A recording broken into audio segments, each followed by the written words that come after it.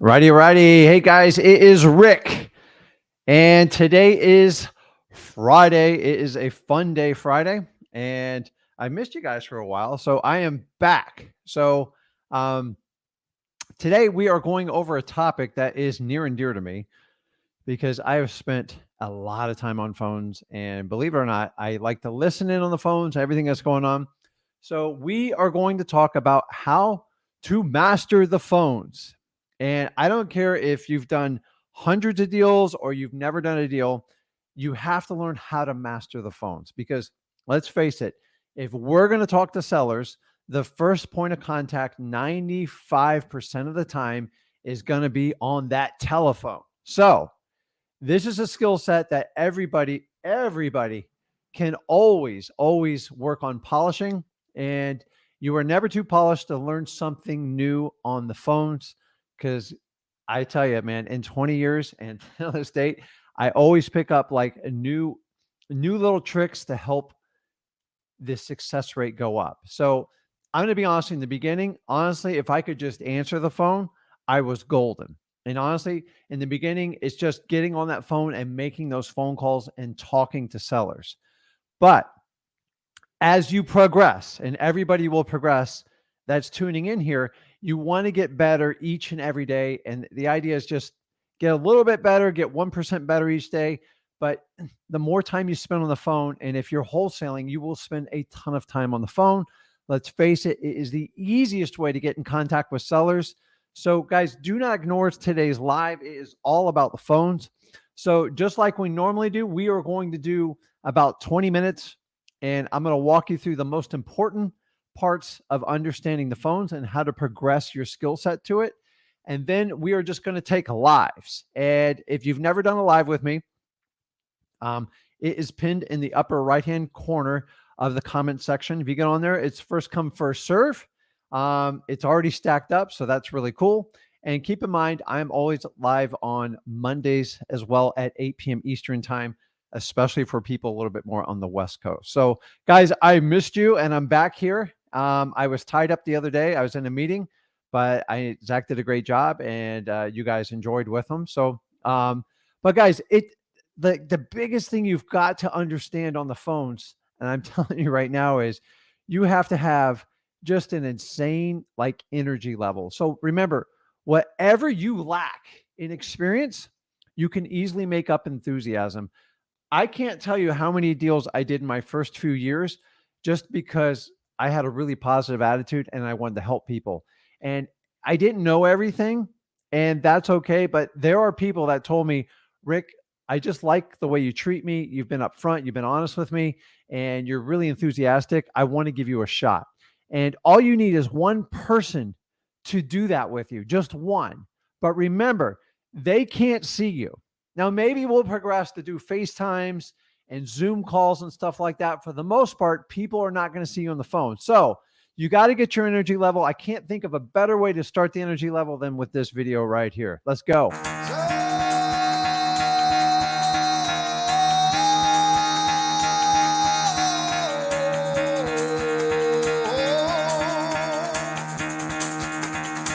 Get the fuck out of bed, bitch. Go.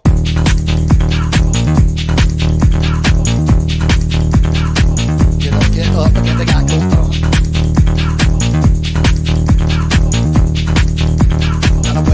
Time to wake up, bitch. Get up.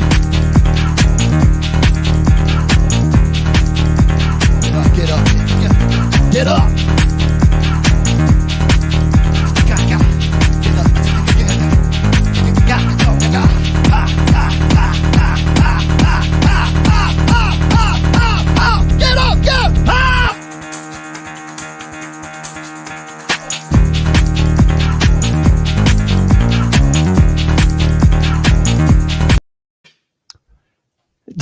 So listen, if you can take that same energy level and translate it over the phone, you are off to a great start in wholesaling. So guys, remember, they cannot see you. And if they cannot see you, if you're having a bad day or anything like that, it's going to come out on the phone. So the first thing you need to do before you do anything on the phone is you've got to fix your attitude. So I'm going to go through about a 20-minute presentation.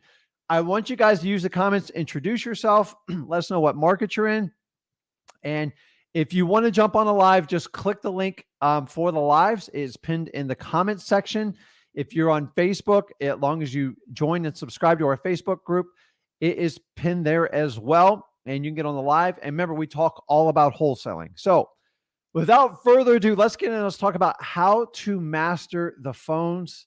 And I can't think of a better topic to talk about than this. So let's get into it. So the first thing on the phones, guys, is you got to answer your phones live. So if you're doing outbound calls and somebody calls you back, or say you're doing direct mail and you put a phone number on the bottom, guys, you have got to answer the phones. I will let you in a little secret. One of the reasons why my company dominates my local area in wholesaling is because we're one of the few people that actually answer our phones live. And I will tell you, for the longest time, I was taught to let it go to voicemail and filter out all the haters, and all the tire kickers on there. That worked in the beginning. Then we go fast forward, even back 2013, 14, 15, I was the only company that would answer the phone live. You know why? It was much easier to get them on the first phone call. I didn't have to play phone tag. And keep in mind, once they got a hold of me or my company, that's it. We circle the wagons. We make sure they don't call anyone else, and it is over. If you talk to the average seller that calls on an outbound piece of mail or any type of solution you do, let it be reverse wholesaling or a sticker, they will deal with the person that treats them the nicest and answers the phone first. If you give them 10 like postcards, less than 10% of the people answer the phone, because the honest with you guys, a lot of you guys are taught the wrong way. You're taught like just let it go and cycle. Honestly, find someone to answer the phone. If you're working a job, have your wife answer the phone, have your sister answer the phone, get a business partner. I'm telling you, answering the phone is a game changer in wholesaling. It will separate you from most of the competition. Most wholesalers do not answer the phone. And for this reason alone, they are missing out on the business. Think about it. You spend all that money on leads. You skip trace all these lists, everything. You leave a message and they call you back and they get an answering machine. You got to understand, a lot of sellers, they have to build up so much energy just to call you. Like it takes a lot of momentum and it takes a lot of guts for them to call you. And when they leave a voicemail, it's like they might change their mind. I can't tell you how many motivated sellers have called me, my company, even when I did in the beginning. And honestly, if they didn't hear me connect with them, they probably just would have gave up. They might have gone to a realtor or they'll probably go to another wholesaler. Guys, answer your phones live is a phenomenal difference. Okay. Number 2, by God, just be yourself and be personable. Okay. Stop being a robot. Stop telling them like your big corporation. If you have to tell them your home buyer solutions, but listen, hey, I'm Rick Ginn with Treasure Coast Home Buyer Solution, whatever your company name is, and just make it personable. Okay. People relate with you when you're personal. Think about it. How many times you call a business and they put you on some sort of international phone call, they transfer you 3 times and the person just butchers your name. You just get tired of it. It's not personable. It's very business-like. So the more personal you make it, just like being their friend, connecting with them, building that rapport, it will go a long way. Guys, you've got to be personable, and I want you to be yourselves. A lot of this stuff's common sense, I know, but you'd be surprised how many people overlook this stuff. Number 3, remember, they can't see you. I got my specs on today. Sorry about it. I'm actually blind without them. I usually wear contacts, but I thought I'd change it up today. So they can't see you over the phone, okay? I know, I know some of you do FaceTime and Zoom, but for the most of you guys are doing the phone.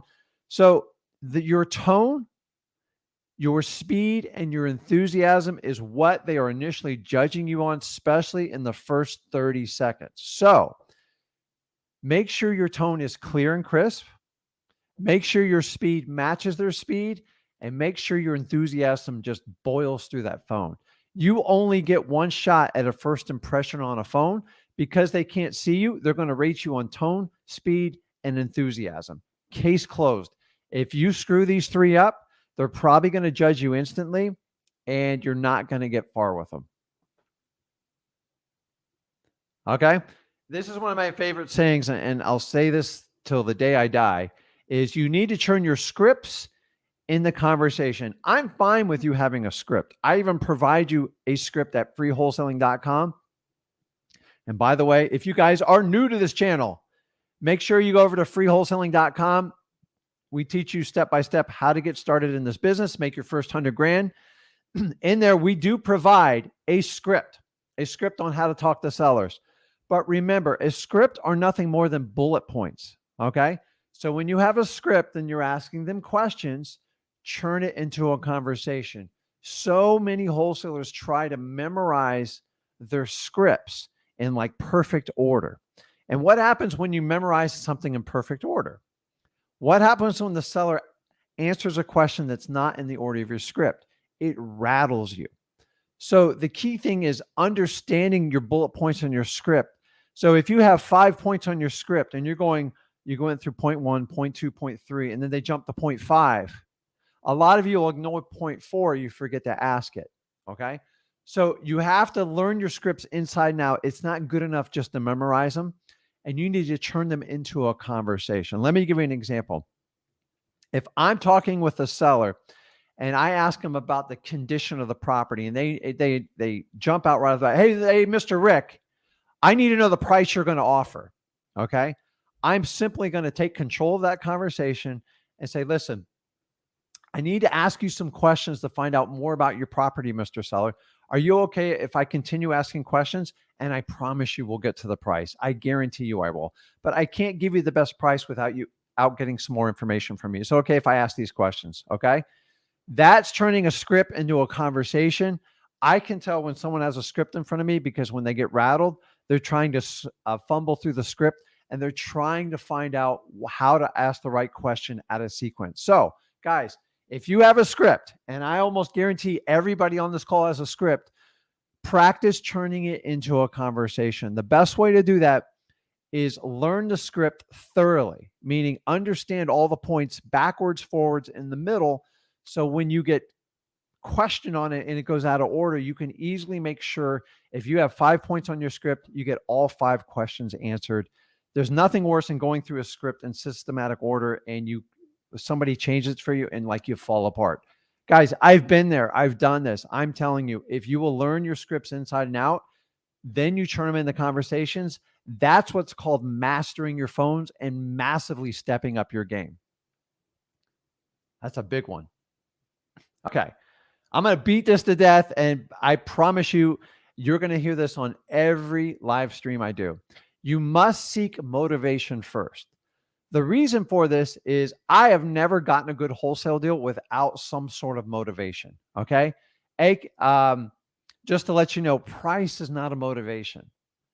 Everybody wants a good price. So it's not a motivation.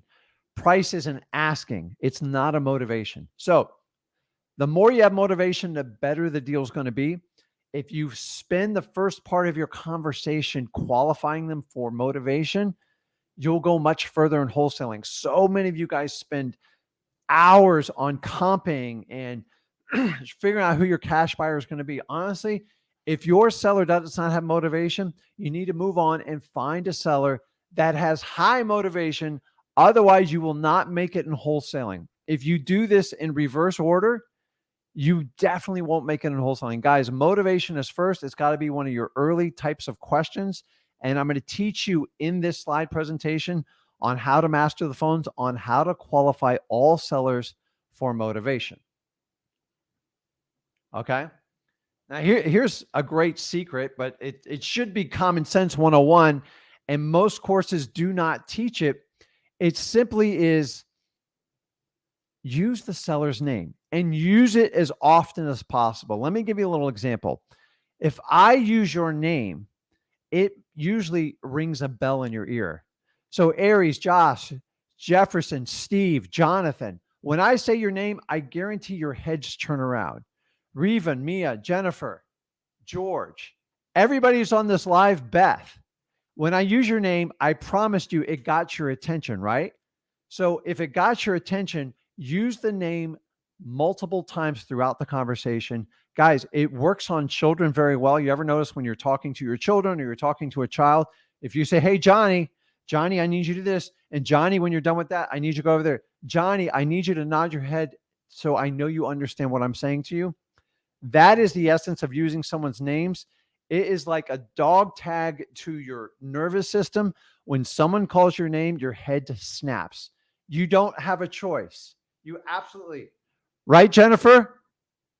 See, you're not like people use names. I'm just telling you, if you want to find out if your seller is paying attention to you, use their name and use it often as you possibly can. Most people in real estate don't use this little trick, and it works really well. Ask my wife. She calls my name out. I run. It just works. Use people's name and use it often. And another little tip on names, if you do not know how to pronounce the person's name, just ask them. I rather ask than butcher someone's name because I think people respect when you ask on it. So use the seller's name. Okay. So we talked earlier about seeking motivation. How do we seek motivation? We have to ask the 4 qualifying questions. Okay. And so we're going to make this a little interactive in there. I put up, I covered it up. I put up the acronyms MCTP. I want you guys to put in the comments what each one stands for.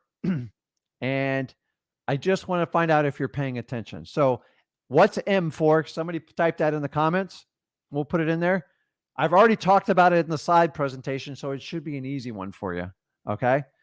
You have to do this first. If you don't do this first, you're wasting your time. I want you to understand the 4 qualifying questions that we teach are in order. So Benji's got it perfectly right. So does Chadrick. Oh, okay. Well, Benji spelled the whole thing out. He's kind of motivation, condition, timeline, and price. And honestly, in the perfect world, this is the perfect order you ask to do your motivation questions. So, it's so funny. Somebody's ticked off giving me a mad face in here. I think it's just so funny. Maybe they're just not asking the right question. So motivation, why? We need to seek out the motivation, and simply by saying, hey, listen, Mr. Seller, why are you looking to sell this property? Okay. Simple as that. The next one's condition.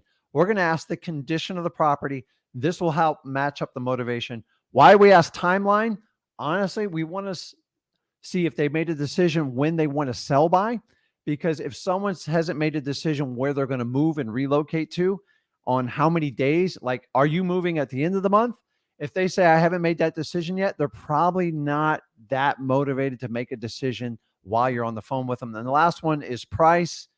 You guys get into it. Price is not a motivation. I always go into price is, what do you need to get out of this property? I never ask what you need. I never ask what your selling price is, because that's always a wish list. Unfortunately, realtors created this artificial world on how we do the properties and play this poker game.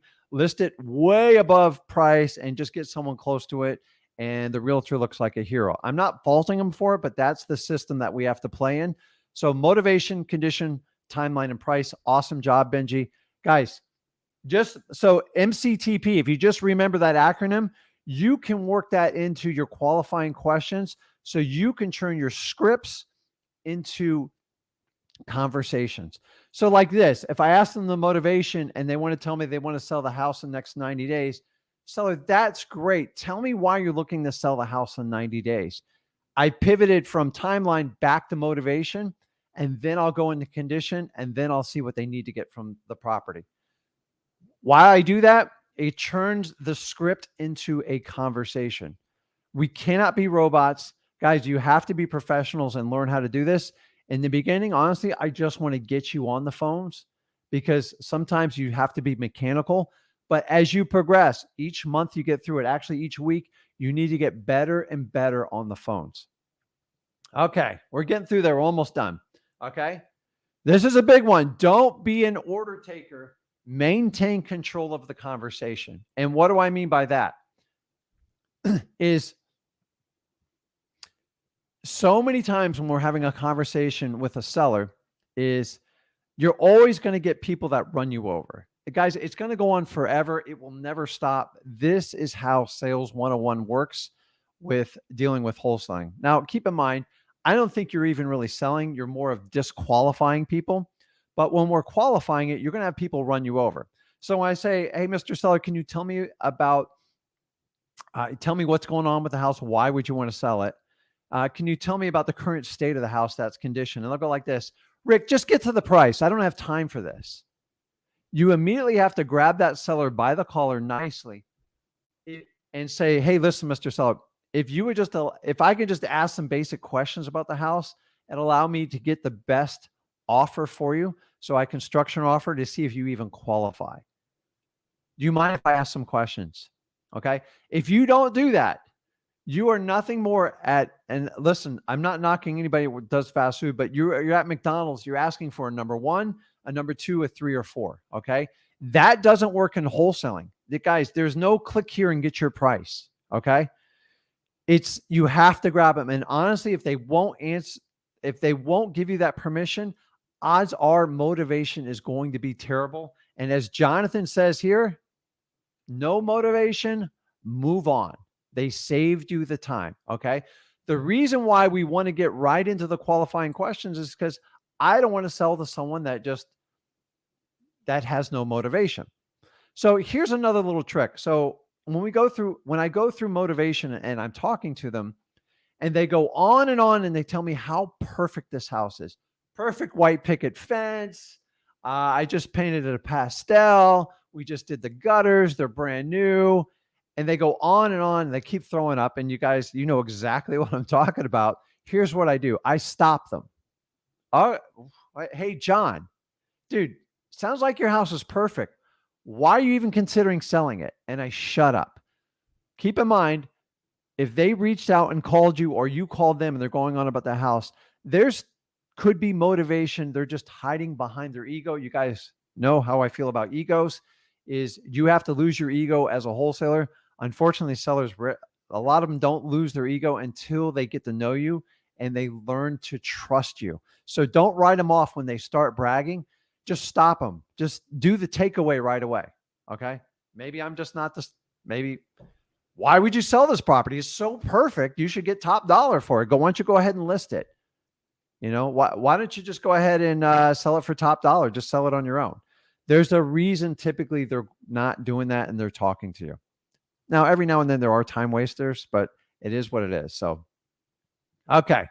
We are almost done, I promise here. And this goes right into, I kind of overtalk the slide. Do not over pursue your sellers. This is a big tip you have to understand on the phones. I want you to be enthusiastic. Like God knows I want you to be enthusiastic about wholesaling, but your enthusiasm has to be about helping. Do not let your enthusiasm ramp up when you come to the price section. Okay. You actually have to be wanting them to chase you, not you chasing them, even though you want the deal bad. Okay. This is why I constantly want you to be working on multiple motivated sellers. You never rely on one because they'll break your heart. It's like the girlfriend you had in high school.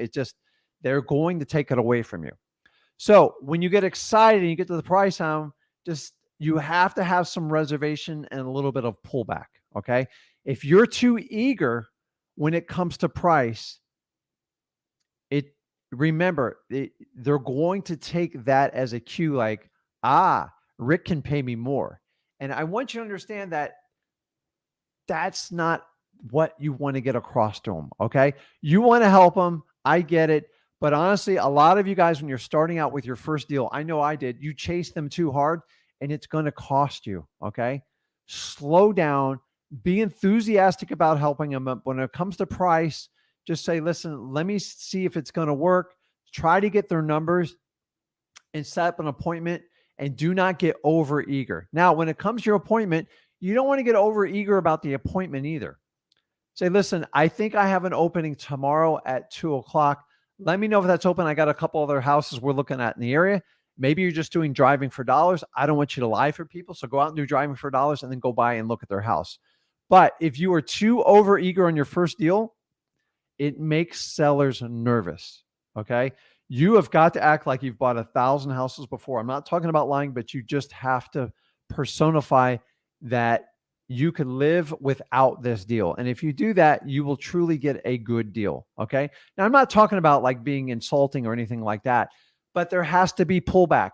Your natural intuition is to attack, go after it, whatever you have to get. But remember, if you don't get a good deal, it's not going to help you. It's not going to help your family out. And it's certainly not going to make you a better wholesaler. This is opposite to what you feel. Welcome to wholesaling. Once you understand these nuances, you will get it. I promise you, this will help you out tremendously. Okay. By God, when you're on the phone, I can't tell you how many times I did this at the beginning. Sometimes you get so excited, you forget to ask for the appointment. Okay.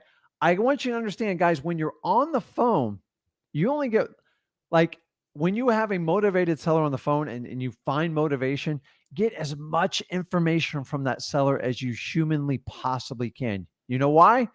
Because a lot of times when they get off the phone, they're hard to get a hold of. They are really, really, really hard to get a hold of, and you'll play phone tag. So get their email, get their phone number, get a backup phone number, find out their schedule, get everything you humanly possibly can. And for God's sakes, ask for the appointment. Okay. So many guys, if there is motivation, set the appointment and do it. Don't be overeager about it. Just be excited to help them out. But you have to ask for the motivation. I think I got one more on here. Okay. This is seriously important. You got to understand this. Okay. Make sure when you make any phone call in wholesaling, your goal is to get a result. Okay. My goal every time I would reach out on the phone or anybody on my staff reaches out on the phone is to try to get an appointment or try to eliminate, disqualify the lead. Okay. So have a clear-cut goal. Now, you shouldn't be on the phone more than 15, 20 minutes with a motivated seller. Because if you talk too much, you get to the point where you gave them too much. And honestly, the intrigue of meeting with you is probably taken away. Okay. The only exception to that is going to be probates, because probates always need time. Okay. So probates are going to be the exception to this rule. But honestly, if you're on a phone call more than 15, 20 minutes, you're talking too much. Okay. I've been guilty of this. God knows the people I work with have been guilty of it. It's just, if you can't get your point across in 15, 20 minutes, you're probably doing something wrong, and you need to look and see if your script is turning into a conversation and you're getting that information. Okay. And remember, the order of your qualifying questions is, if you can't find motivation early, the phone call should be significantly shorter. That's just how it works, especially if you're doing cold calling. You don't have 15 minutes to talk to every deadbeat lead. If there's no motivation, just move on or put them on a follow-up list or whatever it needs to be. Okay, guys, motivation is the mother of all skills, and it's super important to seek that motivation and find it. If you do it in any other reverse order, it gets painful in wholesaling, because you'll go through hours and hours of work. You'll get in your car, you'll meet with people, and you'll just waste your time. And honestly, I do not want you doing that. So I want to share something with you here. I think this will drive it home. It's a little chart I made up, and this took me a while to figure it out. I always thought, I go, how can I show like a motivation chart? And you can put your own spin on this, but this is like my 20 years of wholesaling, and I want to show you what I came up with. Okay. So this is seller motivation here. So on the left is 0% discount all the way up to like, say, 40 or 50%. And if you guys want to come up with ideas to put on the slide, I would love to update it. But I'm telling you, if people are typically motivated by price, you're going to get between a 0 and a 5% reduction. Okay. That's it. Price is not a motivation, people. And you are going to pay the ultimate penalty before it. Because say you get a 5% just because you get a fast price, you're not going to get a good deal, and you're probably going to like have a bad contract. So hopefully you can get out of it, but you want to write many of those. We move on to the next one. My next favorite one is avoiding the realtor fees. And this is typically, is most people are looking to avoid that realtor fee. But if you go from 5% to the realtor a realtor is going to be anywhere from 3 to 6%. That gives you a 10% reduction. Guys, 10% is nothing because if they list it with a realtor, the average cost for somebody to list it with a realtor and move on is going to be between 12 and 15%. Okay. So if we look at this, this is where the bend starts, right around that 15%. Okay.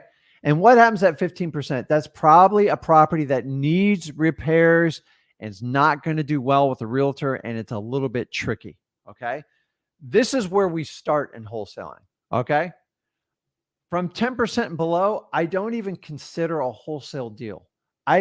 Honestly, it won't work. Now, the sweet spot is anywhere from 10% and up, because remember, you only got to make about a 10% adjustment to make this deal work. How do you make that work? You got to find out the motivation of the seller. Now, if I know it has repairs, then it's going to go up. Remember, repairs vary. They can be from 5 to 100 grand, depending on what house you're in, what market you're in. But now we're talking at 15%. This is typically where we started wholesaling. If we add on to that, you work up from 20 to 25%. If you add some sort of court pressing need, that's why we really push the government list, because if you have a foreclosure, pre-foreclosure, anything like that, it'll drive it up. And then we work up to like 35%. 35 to 40% is going to be a probate, or somebody has to sell immediately. Arrest records, serious trash out, evictions, stuff like this. And I guess once you understand this, remember, you are not playing in the wholesale world till you get around that 15% line. Okay. Because we have to have a discount to make these properties work. As the market's changing, these numbers are going to change. And when I started in this business, we didn't look at anything below 20, 25%. Okay. Times have changed a little bit. I get it. Okay. I've been through a lot of markets, and I'm going to update this chart. So if you guys have any ideas to add to this chart, send me a message, support@flipwithrick.com. I would love to hear from it. I think it's important, but it at least gives you kind of a visual graph of like, okay, here's discount. And honestly, the more you stack up these pain points, the higher the discount will be. Okay. I bought houses up to 80, 90% discount, like really messed up titles, crazy stuff, and attorneys involved. And I'm here to tell you, it's all true. So let me take this off. I am back on. So I see everybody in the lives here. Let me answer a couple questions. Okay. That's funny. I try not to ignore. I try to get everybody here. So somebody says, so you're 100% correct. I work the phones for years. If you answer the phone live, it will get you the deal. Guys, understanding, if they have 10 postcards in their hand and they're through like 7 or 8 calls and you answer the phone live, they're so sick of everybody who leaves a message. It's a joke. Test this out. Call your local bandit signs. You people that put out bandit signs, and I love you for it because I love bandit signs, you have to answer the phones. I'm sorry. What's the point of printing the signs, spending all that money, going out and hopping out of your car, running out of there in traffic? You guys know exactly what I'm talking about. It's either hot or cold, in the middle of the night, early in the morning, and you do all that work and somebody calls and you let it go to voicemail, and then you play phone tag for the next 3 weeks. It would be much easier, more efficient if you just answer the phone. The technology today to have the phones forward to anywhere you are, or even to a backup. So if you use even like CallRail, I don't know if Vumber does this anymore. There's a bunch of other phone things. Whereas if the phone rings, like it'll go to my sales staff the first 4 rings, and then it will go to Zach for the next 3 rings, and then it goes to me next 3 rings. I tell my salespeople, if I get the ring, I get paid on the deal. I'll just take it down. And guess what? I get rings. Sometimes stuff happens. I get it. Like companies have to work together. But I'm telling you guys, you spend all this effort to get your phone out on business cards. You put out flyers. You put out sticky notes. For God's sakes, answer your phone, because your urgency is not there. The personal connection is just gone when it goes to an answering machine. I have people argue to me as blue. I'm just here to tell you, unless you're sending out hundreds of thousands of leads. You only get so many phone calls. You have one shot at making an impression. Answer your phones live. It makes a huge difference. Let's see. What else? So Teresa says, I'm finding sellers getting defensive when I ask their motivation right off the bat. So Teresa, if you want to jump on a live and we can talk about how you're bringing up motivation. So here's one tip. Don't use the word motivation because that word is code between us in our business. Okay. So an easy way to start off the conversation to find out the motivation is tell me a little bit about the house and what's going on. And then the idea is usually they'll start with the house and you want to convert the conversation to what's going on in them personally. So understand real estate is nothing more than a side effect of what people are going through in their lives. Okay. I'll give you an example. Say if I lose my job and I can't pay my mortgage, my problem is I lost my job. My symptom is I can't pay the mortgage and my house is probably going to go on foreclosure. And that's going to cause me to have high motivation. Okay. I need to get to the root of why you're getting a foreclosure. And that's what you need the seller to tell you. It's very bad when you tell them, I know your house is in foreclosure. You need to sell it to me. You can't say stuff like that. So I always start out, listen, tell me a little bit about what's going on in the house or what's going on with you. And let me see if I can help you out. And that's my motivation. That's my qualifying question. If you say the word, what's your motivation for selling the house? Sellers have figured out what the word motivation means. By the way, you know why? Because it's in every tagline and you see in Zillow. You see it in any type of FSBO. I see it on bandit signs. And for God's sakes, I definitely see it on realtors listening. Seller is motivated. Everybody knows these are words we're all keying on. So you have got to find a way to pull that motivation out. And hopefully that helps you, Teresa. If you want to hop on, I'll be happy to help you out with that. So, okay. Mariana. She says, thank you for this video. I got the whole process down. I just can't make myself make the calls. So here's a couple ways to look at it. Think about why you're even thinking about doing wholesaling, which you know where I'm going with this. It's your why. Okay. Think about this. Envision not making the phone calls and staying in the exact same place you are right now. If you're not happy, you don't like your job, you're not financially free, and you have absolutely zero freedom of your time. How is that going to look in a year from today? How about 2 years? How about 5 years? How about 10 years? I'll tell you a little story. Tony Robbins, if you guys have ever been to one of his UPW Unleash the Power seminars, he does an exercise where they regress you and they take you like your worst habit.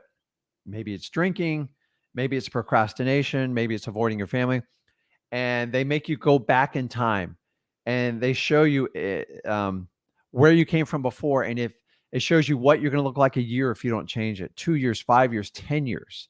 And guys, this comes about quickly. I'm 20 years in the wholesaling. I had the exact same problem Mariana had. Marina, I'm butchering your name probably. I apologize. But think about this. It's just like working out. Very few people I've ever talked to physically enjoy working out. Okay. So why do you work out? So you can be healthy and fit and look good and attract people that want to be like you, if that's what you want. Okay. I just do it for health and preservation and feeling good. I got to tell you, there's a lot of days I do not like working out. Honestly, I hate it sometimes. So when I'm sick, when I don't feel good, other than being sick, I know that I have to get through it because here's the key is, ready for this? Probably 33% of the time, I don't want to work out. Just don't want to do it. Why do I do it? I always focus at the end result on why I'm doing this. And every time I work out, I always feel better for it. But man, I hate getting up in the morning, getting dressed, going to the gym. Dude, if you relate to me, let me know in the comments. It can be painful. Okay. But here's a sidebar. If I don't do that, I know I'll eat a lot more. I won't make myself accountable for what I eat. and I'll gain more and more weight. And as I get older, I'm not a young chicken anymore. Things get harder. Okay. If you've ever had to take care of like elderly parents, you will understand this. Guys, you only get one body one time. I did some things that I shouldn't have done when I was younger, and I've worked on correcting them. Okay. Same thing, Mariana. If you're interested in wholesaling and you're committed to it and you know your why, is the reward outweighing your current situation? If it is, then you need to find the discipline to make it happen. And honestly, the anxiety of making the call is actually worse than the phone call. The anxiety of working out and getting sore muscles is worse than the physical workout. Once you get 5 minutes into it, you're like, okay, I'll be done in like 30, 40 minutes. It's the same thing with phone calls. So hopefully that'll help you out and that'll motivate you to do that. Let's see here. So David said, I had a guy bitch me out and say we're all look alike. The reality is just the tips I gave you in today's presentation on how to master the phones is so you don't sound alike. So just try to find a way not to sound alike. Be personable, answer your phones, inject enthusiasm, tone, the speed of your conversation, and qualify by using your script and turning it into conversations. Okay, I think we are up to date there. I appreciate it, Trevor. It is kind of a cheat code on phones.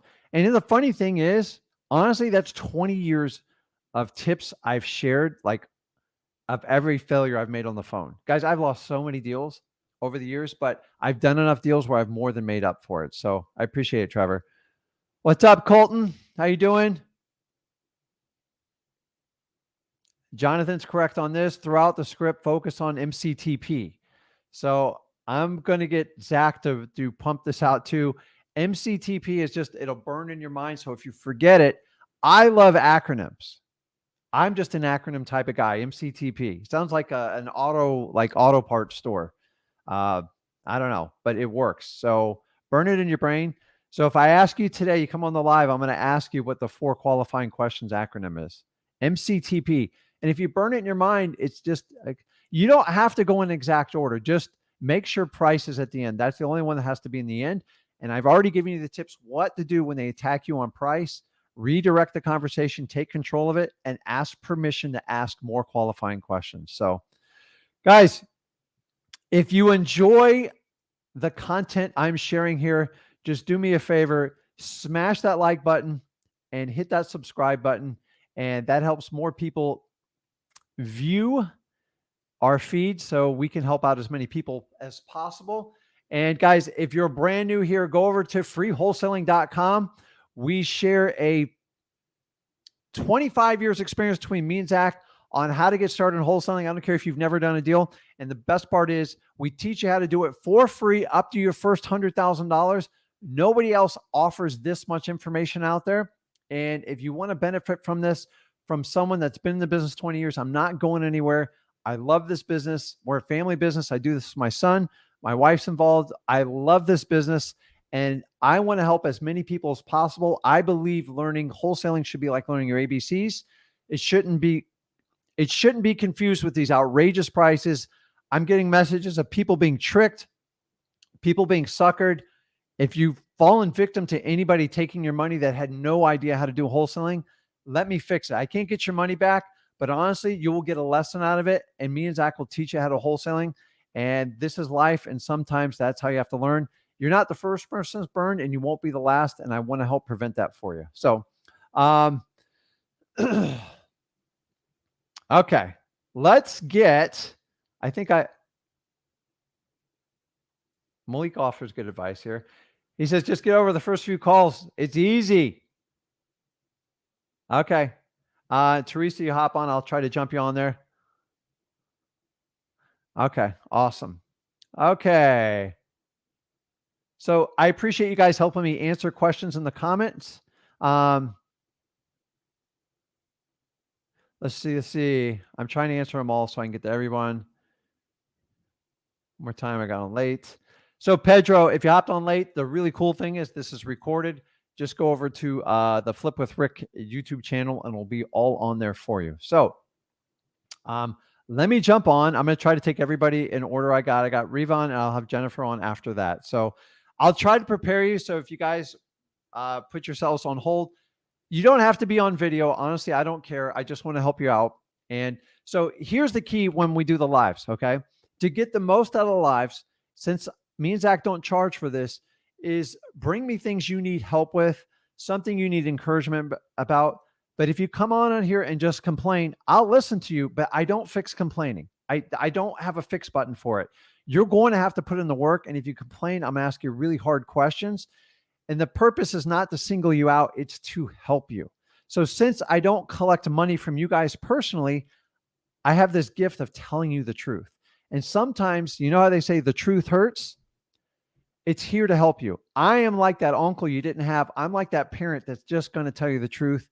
Think about if your parents were ever really hard on you, you hated it as a kid, but like when you got successful later in life, you go, man, I'm so glad they did that. I want you to understand that's how me and Zach treat you guys.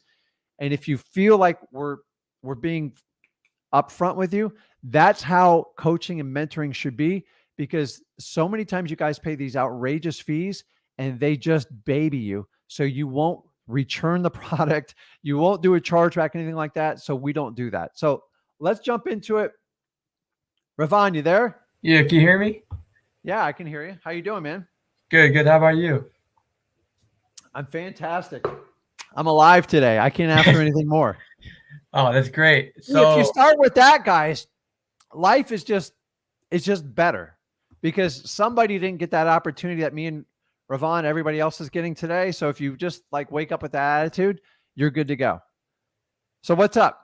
So I think last time I talked to you about this, I was doing virtual wholesaling, and I finally like picked my market and all. I'm doing like so the question I have is about ARV. So like I know about the calculation, like ARV minus repaired multiplied by 70% based on like wherever you're targeting. The question I have is I don't know how to like calculate ARV. Like I watch your videos about ARV about like comps, so like comparing properties and all, or asking a wholesaler or not wholesale, asking a cash buyer how much you would pay for this property. I'm still kind of confused about the comps and that. So you're not the only one. This is a very, very common question. Yeah. And let me give you two founding rules that will help you in wholesaling on this part. Yeah. Okay. Yeah. I'm going to actually give you three. Number one, make sure your seller has motivation. Otherwise, nothing works. Nothing works. The comping, ARV, none of it works. So that's rule number one. The second rule, comps. They are nothing more than a range. Okay. They are never set in stone. It's just how it is. I've never had a property go, that's the exact comp. There's 9 identical houses that sold within like a block of it, and that's the number. Okay. Comps are a range. So if you have the ability to throw out the high, throw out the low, and try to let the machine do the comp with you putting common sense into it, that's going to be your comp. If you spend more than 10 or 15 minutes just doing comps, it typically means you overpaid for the property and you're trying to manipulate the price to force the deal go through. Okay. Okay. So like if I find, so I'm doing, like I said, I picked Detroit as my thing. Yeah. So if, let me finish here. I'm going to give you rule number 3 and then I'm going to walk you through it. Okay. Oh, okay. Yeah, no problem. Number 3, your ultimate sales price will be dictated by who? I'm not sure. What it ultimate sales? Yeah, I'm not sure. It's your cash buyers. Buyer. Okay. So I'm giving you a little cheat sheet, especially if you're brand new here. Yeah. You are somewhat guessing in wholesaling. Yeah. But you're guessing based on odds and percentages. If I have comp range, say if the comp is from 150 to 162, that's where I kind of worked it out. Okay. Okay. And then your seller has motivation, right? Okay. Yeah. Then all you have to do, you ready for this? Yeah. You got to get the price low enough to make a spread from that 160 to like 165. And you have to make a calculated, educated guess. And I want you to hear me clearly. It is a guess. In the old days, we just used 70% because I just don't think we were very bright when we were doing wholesaling. We're much more advanced today. Yeah. Your odds of getting a deal 70% discount are low. I'm just here to tell you. And matter of fact, in the last 3 to 4 years, I'd say if you could get a property at a 15, 20% discount, you could make a bundle. Times are changing. Okay. Okay. But you can't, like a lot of people, oh, you got to buy 30, 40% discount. The market's falling off the cliff. The market's pulling back, but it's not falling off of a cliff. Okay. Okay. The way you find out where that sweet spot is, you put it under contract for the best price possible, and then you throw it out to your qualified cash buyers. So you're going to know quickly when you put that property out there, if your cash buyers start offering you like 175, 180, you know you have a home run. If they start offering you 150 to 140, you know you screwed up and you need to fix it as fast as possible. Okay? Okay. Cash buyers are smart. Do they want a good deal? Absolutely. Okay? But you're never going to get this perfect. And more people, when they start out wholesaling, is they use this as like, it just screws them up real bad. Okay? Okay. Where they mostly get screwed up is on repairs. Okay? And repairs, I'm going to be honest with you, dude, they're all over. They're even worse than comps. Okay? So you need to look at a house and you've got to guesstimate repairs. Number one, you take your seller's estimate and you can typically throw that out the window. Okay? Number two is you go look at the property or you have somebody look at the property for you. That's probably going to be the most accurate way to do it. Okay? Okay. And when you have to start redoing kitchens and bathrooms, it starts to add up. And if you throw in a roof, it will skew your numbers way off. So the biggest thing I look for is roof age when I'm looking at properties here in Florida. Okay? Okay. Roofs are a nightmare for us. So anything more than 15 years old, every seller is going to beat me up about the roof. The average roof, depending on the square footage, is 15 to 20 grand in Florida. Okay? So what you can do is you can develop a cheat list on how to do repairs. Some people already know it because they've done it. Honestly, there's enough tools online to help you estimate that stuff. If you're brand new to this, you haven't done it before, dude, send your sellers in. They'll tell you exactly what the repairs are and learn from it. It depends on the quality of house you're buying. The lower end houses, they're basic. And the old days, 6 months to a year ago, we used to do a rehab 10 to 15 grand. It doesn't even exist in our market anymore. 25 to 30 is the minimum.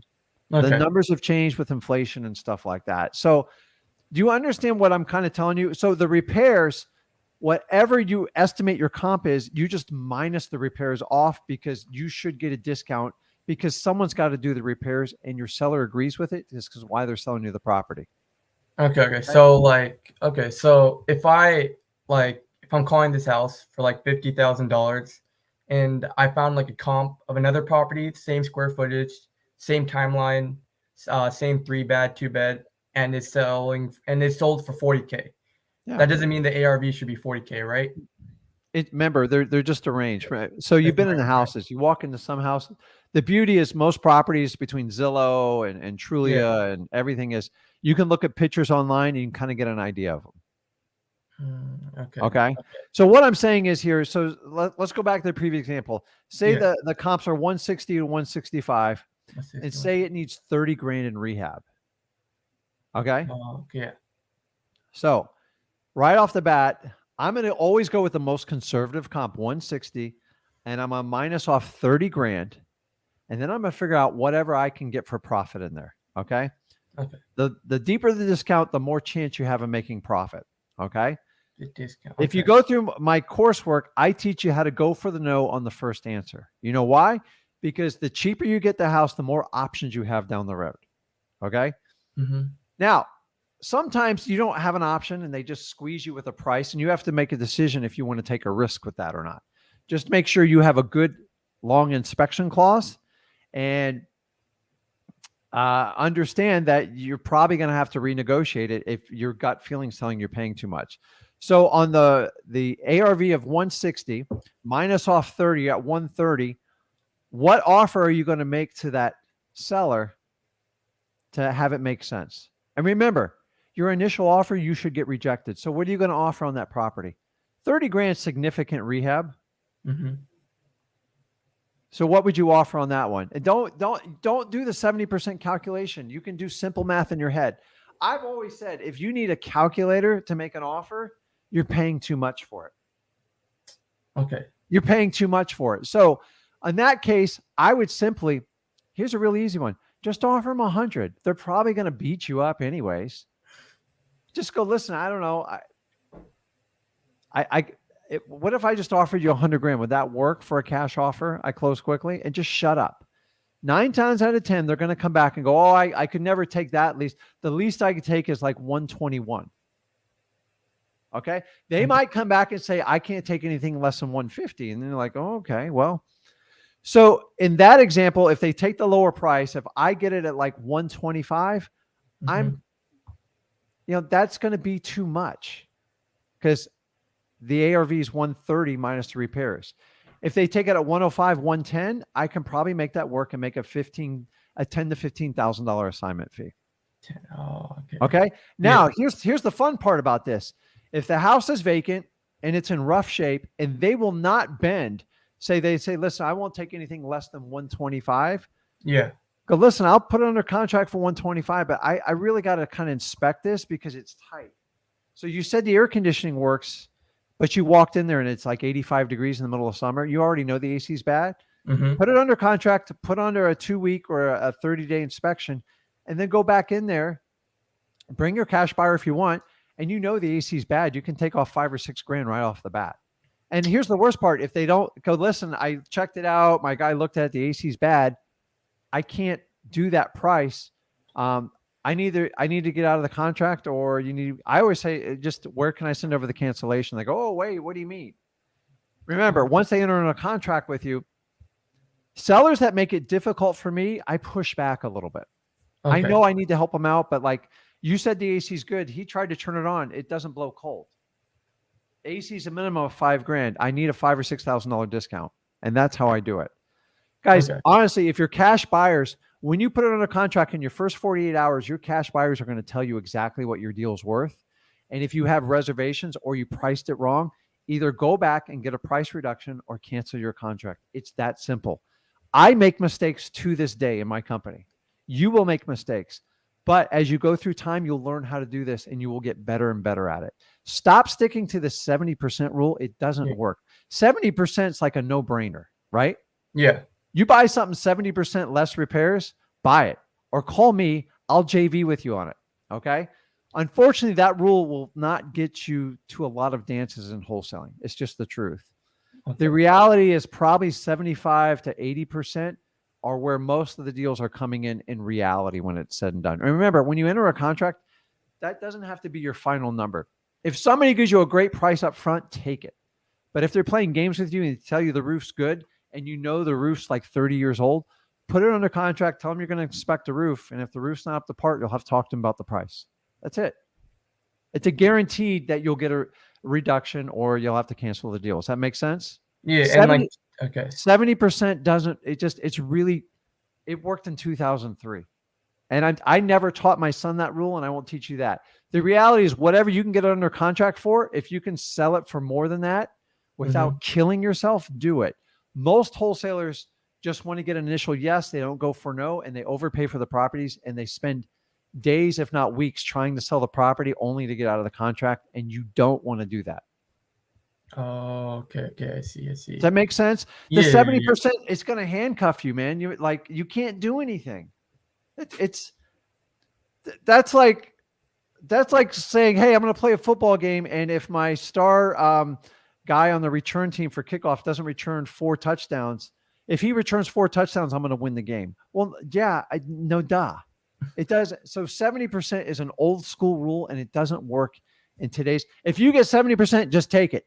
Take it every time. Everybody watching this, 70% is a guaranteed you'll make money for the most part.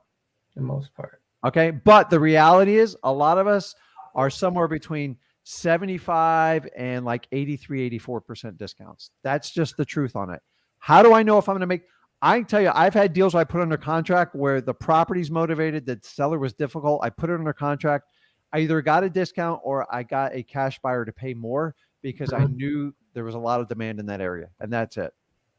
So let your cash buyers be the final dictator, Okay. and you'll learn quick. But honestly, if you have reservations about a property and you know what they're telling you suspect, just Yeah. make a longer inspection period. It gives you more room to find out what the property's worth is, and it gives you the ability to get out of the deal or renegotiate it. Does that make sense to you? Yeah. For the inspection period, the cash buyers are the one that's supposed to inspect the property. Am I right?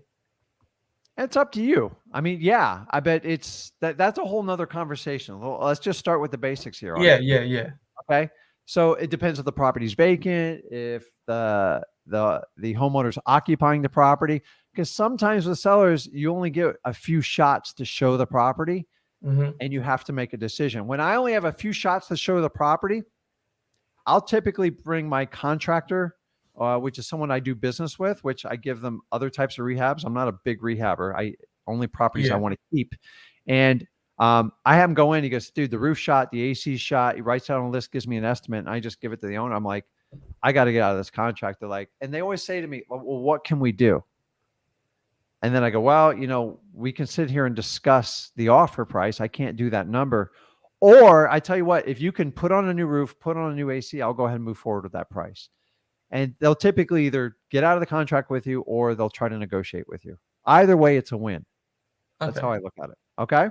Okay. And I had another quick question. So today, I was calling this someone. His house for like was $50,000, and I went it down to $30,000 because you always say try to go for too low, and you always like make them so low so they could say no. And so I did for $30,000, and they said no because I kind of estimated. I didn't calculate it because I know that looking at the condition of the property, it has to be like below 50,000 for sure. So like I Okay. might contact him again and see like if 33 or $32,000 work for that house once I calculate it and all. So, guys, the reason we ask you to go for the no is to get that painful conversation out of the front, because you Mm-hmm. got to find out if the motivation's good enough, they'll keep dropping their price, and it'll save you from all the aggravation of trying to sell this to cash buyers and they tell you paid too much for it. It's going to Okay. save you the pain of coming on this live and saying, how do I sell my deal? I've tried everything. How many sellers did you call? Well, I've presented to 10 people and they all say overpaid for it. And I just say to you, you overpaid for it. You didn't ask for a Okay. low enough price in the beginning. The idea is not to be reckless with it. And in my free wholesaling course, the one me and Zach have, we teach you multiple ways that you can attack this without like feeling like an idiot. Okay. Okay. The reality of wholesaling is if you don't go for that initial no, you're typically going to leave a lot of money on the table and it's going to cause you a lot of pain. Okay. So many wholesalers are taught just to get stuff under contract. That's not really wholesaling. That's like co-wholesaling and this thing. If you want to earn like realtor fees, go for it. You get 2 or 3 grand, but honestly, it would be easier just to be a realtor because you're just putting stuff slightly below discount. Remember, I'm going to pull this chart up here. Mm-hmm. Okay. We don't play in this 10% zone. It doesn't work. That's realtor land. Okay. Okay. I didn't get into wholesaling to make $2,000 and $3,000 commissions. Okay. You Yeah. need $15,000 to $30,000 paychecks. You got to be up in these ranges. Okay. Okay. So by going for no, it allows you to filter the people out that are not serious about doing business with you. By the way, you can refer them to realtors and you can get a commission off of that. So Okay. just go for it. But it doesn't mean you have to be okay, I'm not going to use bad words. You don't have to be an idiot like, what's the cheapest price? And you give it to me. No, I pay all cash. That's how I used to do it when I started. Remember, I was mechanical. I didn't know what I was doing. Okay. So we give you, Mm-hmm. we teach you the scrunchy face. We give you good cop, bad cop. We give you 3 ways which you can bring any seller down. Remember, the worst thing you can do, the worst feeling getting wholesaling is if you offer a price and you think you're getting a good deal and they put their hand out and shake your hand right there, you just overpaid for the property. Okay. The idea is to get a no without getting kicked out of the house and saving face. It's painful. It's awkward. It's uncomfortable. But by doing that conversation up front, you will be a superstar at the end. I promise you. Okay. Okay. And it's okay that like if I see some like a house priced at Zillow somewhere, it's okay. I could estimate like $20,000 or $10,000 off the original price, right? It's okay to like Say it again. I'm saying like if I find a price on Zillow or something like I said $60,000 for example, It's okay that I could estimate it and talk him down to like $30,000, right? Without Yeah, using the just keep in formula. mind, I look at Yeah. everything as like, if I'm a cash buyer, what would I pay for that property without all the BS I got to go through with a realtor? Remember, guys, when you deal with smaller properties under like 75K, the Mm-hmm. numbers get tighter. Okay. Okay, so percentage wise, sometimes it works. So going from 60 to 40, I don't have a calculator in front of me, but that's a sizable discount on a smaller number. You Okay. understand what I'm saying? Yeah. Yeah. Yeah. Once you get below 50, 10,000 off is you're at a 20% discount right off the bat. So be proportionate. It gets a little bit harder when you get in like the smaller numbers. Okay. Like Okay. you're starting to split hairs. But remember, in the end, Ravon, your cash buyer will always dictate what the true price of that property is. And you need more than one cash buyer to dictate it. Once you deal with 4 or 5, you'll get an average and you'll know if you're in the right area or not.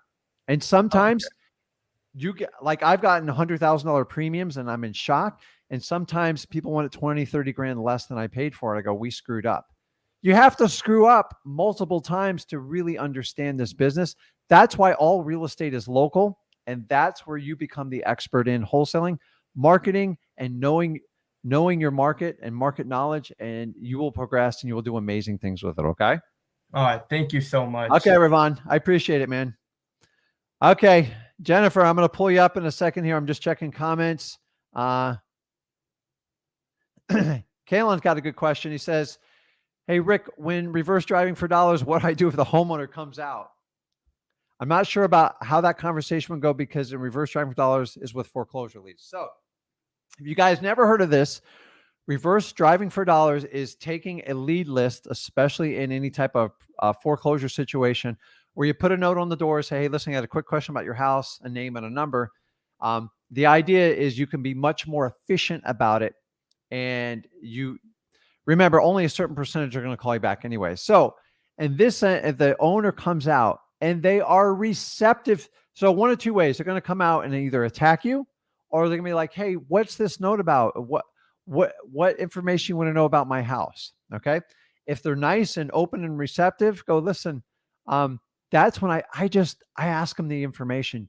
Why not cut out the middleman and just get the information? Go in and just qualify and talk to them if they're receptive to you.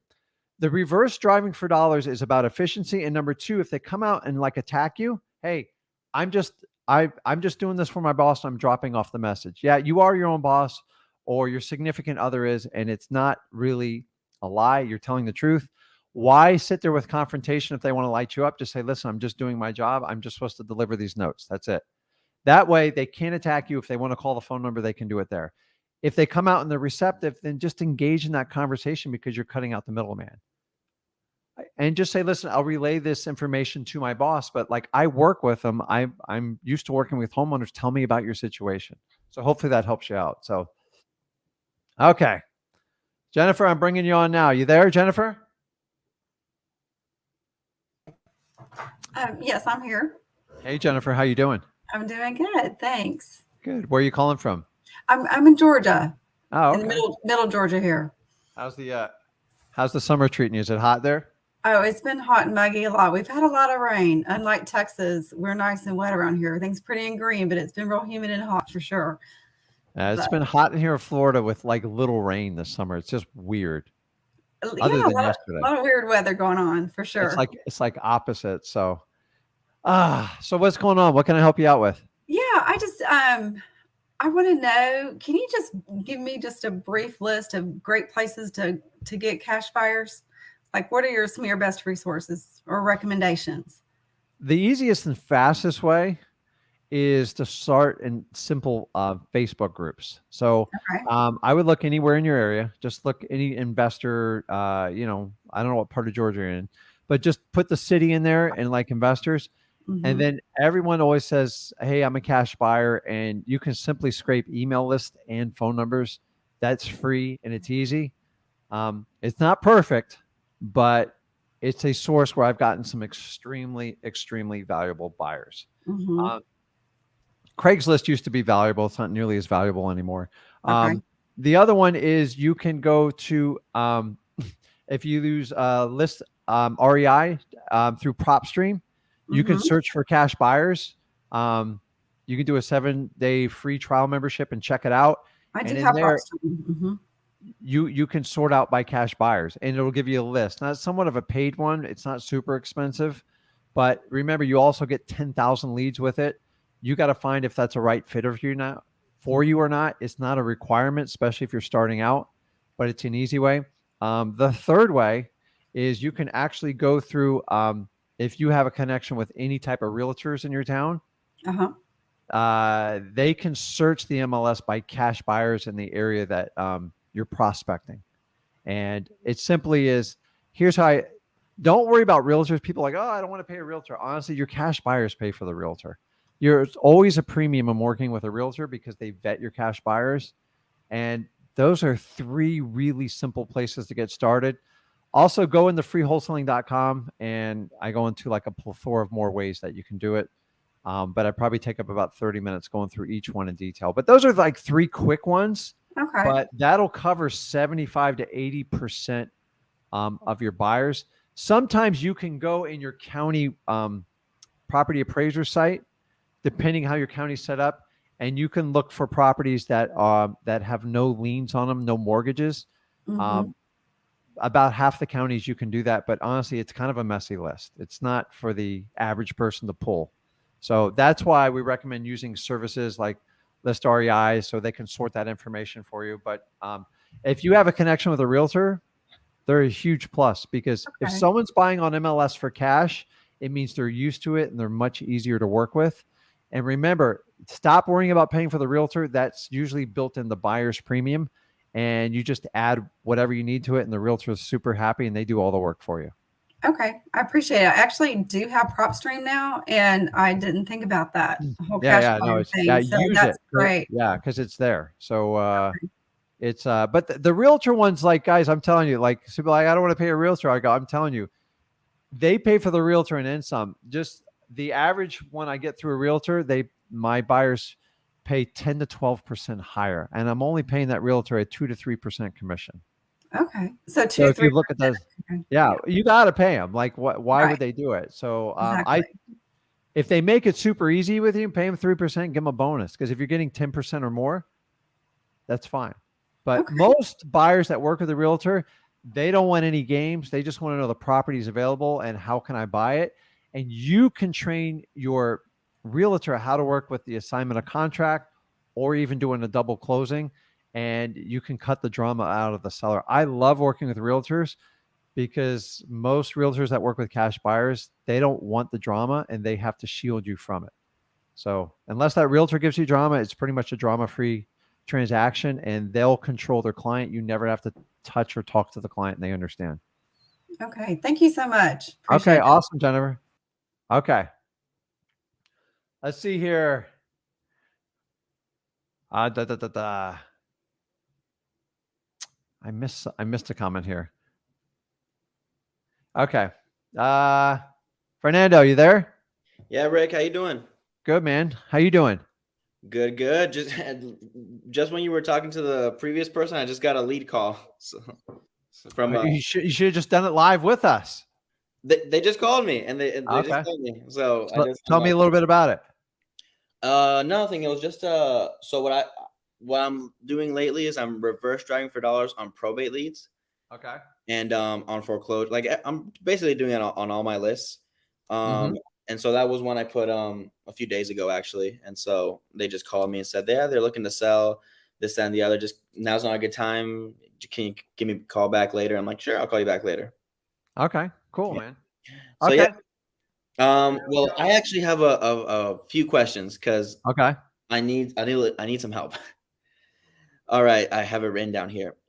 So right now I have I have 2 really good leads. But I'll tell you about the first one that she really wants to sell, but she's going through probate and she thinks that she can't sell because she's going through the probate process. Now, I'll be honest, I talked to Zach about it, but he said to go to you. Okay. I'll be honest with you, I haven't seen many of your videos about probate.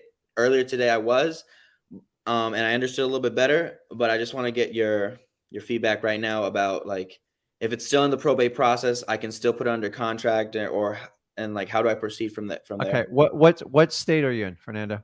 Pensacola, Florida. Oh, okay. So this is easy. Okay. Um, so what's her biggest objection? Repeat it out loud. No, that she cannot sell because it's in probate, and if it were not in probate, she would have already sold it. Okay. So is she the personal representative for the probate? I'll be honest, she was in a rush, and I couldn't get that much info Okay. out of her. So So yeah. the first thing, the number one with all probates, is never attack price on your first conversation. Okay. You're wasting your time. Price is actually the easiest part of probate. Okay. It's not that it's not significant, but most people attack price and they freak people out. Okay. So Gotcha. number one, you want to establish of what her relationship is to that probate. It's important. The Okay. person, so we're talking about Florida. By the way, guys, 48 states, really 50 states, but every state has a little bit different terminology. For the most part, about 45% of the US operates under this theory I'm operating on. So you have to define who you're talking to. So I'm just going to give you some basic terms. The PR, which is the personal representative, that's the person who's in charge, who has been appointed to oversee the estate. Yep, Okay. yep. The second one that you want to keep an eye on is the heirs. The heirs are the people that get the benefit. So if there was like 4 children, they split up 25%. And typically the PR is one of the heirs as well. Okay. Okay. You want to make sure you focus on the PR because that's the person who has the power to sign the contract. That's the person who's in charge. Everybody else is hearsay. So I used to attack the heirs, a waste of time. Your problem is typically going to be with the attorney. Okay. So what I try to do is have a conversation when they say, well, I can't sell it because it's in probate. Yeah. And here's simply what I say. Well, Sue, why do you think that? It just shut up. 9 times out of 10, you say, my probate lawyer told me I cannot sell it till the probate's done. Okay. It's 100% a complete lie and fabrication. Why? Because it's easier for the lawyer to block everybody out and stay in control of that probate. Okay. Here's how most probates work. A probate is a legal process to wrap up the affairs of a deceased person. Mhm. Predominantly real estate is one of the biggest one, but there's other things. There's stocks, there's bonds, there's checking accounts, there's cars, boats, etc. Okay. The biggest problem for people is typically real estate. Okay. And when someone passes away, people die with mortgages. Remember, you still got to run the electric. You got to do the insurance. You got to plow snow. You've got to mow the lawn. You got to deal with hurricanes in the south. It's a nightmare. Like, so when people get this, like, you kidding me? How long does a probate take? Well, if it was up to a lawyer, it would take 5 years. Okay. I'm not kidding you. Like, I've seen every manipulation by lawyers. I'm not saying all lawyers are bad, but I've seen the worst of lawyers in probates. Okay. So since we're in Florida, I can give you direct guided directions here because I've done this hundreds of times. Awesome. Okay. The reality is a probate it encompasses the house. Okay. So you want to find out if how she's titled on the property, who was titled on the property. Okay. Okay. Sometimes when you guys know if it's a husband and wife on title, and keep in mind, guys, I'm not a lawyer. I'm not giving legal advice. I'm just telling you how to work as a wholesaler. Okay. So don't quote me on legal advice. Sometimes properties, they go through different types of probates. So a simple property where there's a husband and wife in there, the lawyer's trying to exclude it outside the probate, and they file for what they call a summary judgment, which basically pulls out of the probate so the other spouse can take clean title and take off the deceased person. Those are a piece of cake and they go lightning fast. 30 to 45 days, I can have the property bought and sold. By the way, most probates are vacant. Is this house vacant, by the way? I don't believe so because I put a sticky note on it and they called me from that sticky note and it looks like they were leaving the house because they're going to church. So I don't believe so. Okay. So what you're trying to do is first clarify what her role is. And you also want to clarify that she wants to sell it. I can't tell you how many probates I go through it. Like, yeah, we're going to keep it. I'm like, well, if something changes, please give me a call if you need any help with it. Sometimes it's too big of a project for them. By the way, when the house is motivated, they usually want to make a much quicker decision. Sometimes they're emotionally attached to the house and you just got to give it time. Okay. What you're trying to do is find the motivation is a lot of them go like, I don't want to pay the more. So then you ask some basic questions. You know, if there's a mortgage on the house, by the way, through listrei.com, you can find out a lot of stuff in a click of a button. Okay. Yes. If there's a mortgage, they're usually even much more motivated to get rid of the house because somebody has to pay that mortgage. Yeah. A lot of times, Fernando, they don't pay the mortgage. And guess what? The equity just gets eaten away by the bank. And then the bank usually will hire a lawyer, make it 10 times worse. Okay. So ask as many questions as you can. Honestly, a lot of times these take between 4 and 6 conversations to pull all the information out. While you're doing that, the goal is to build as much rapport with that PR as humanly possible. Okay. I make little friendly suggestions and I take calculated risk because I'm an investor. Okay. If she goes, man, I don't know how I'm going to mow the lawn. I drove by the house and the lawn's like 2 feet high. If she's cooperating me, working with me, I'll go pay someone to mow the lawn. Dude, it goes for $50 will go like forever. Okay. And it's the right thing to do. And you help people out. Okay. A lot of times I'll offer to reimburse you. You can do it like that. I offer to get a key cut. She goes, I don't know how to get a key. Long as you get an email from them with their permission, you can get a locksmith out there and cut a key. Or if you want to change it yourself and you have permission, if you do that, you actually get a lot of control with the property. Okay. Okay. The idea is to find out if she wants to sell it, any liens on the property and what she wants to do with it. And she's going to tell you, hey, Fernando, I like everything you say, but my lawyer said I can't do anything till the probate's complete. Well, hey, Mr. Seller, what if I could show you a way where you could sell the property before the probate's complete? That way you don't have to pay the mortgage anymore. We don't have to mow the lawn. You don't have to maintain the utilities, and you don't have to worry about the rest of hurricane season. Is that something we can sit down and talk about? You have to give them incentive to meet with them. You can't give them everything over the phone or you're never going to get anything done unless you have to do it virtually. Okay. Gotcha. Then when you meet with them, let them know they have the power. They have the authorization to enter into a contract to sell the house. And the benefits of working with me is if you enter into a contract with me, I'll be flexible through the probate process, but I'll show you how you can submit an order through your lawyer to the judge to liquidate this asset out of the probate so it's no longer a headache for you. Now, they have to wait to get the money till the probate's over. That's correct. But they don't have to wait to sell the house. That's it. Okay. And you have to do it systematically like that. I want you to go back and watch the replay how I explained it to you. But I love when people present problems. I can't sell the house till the probate's over.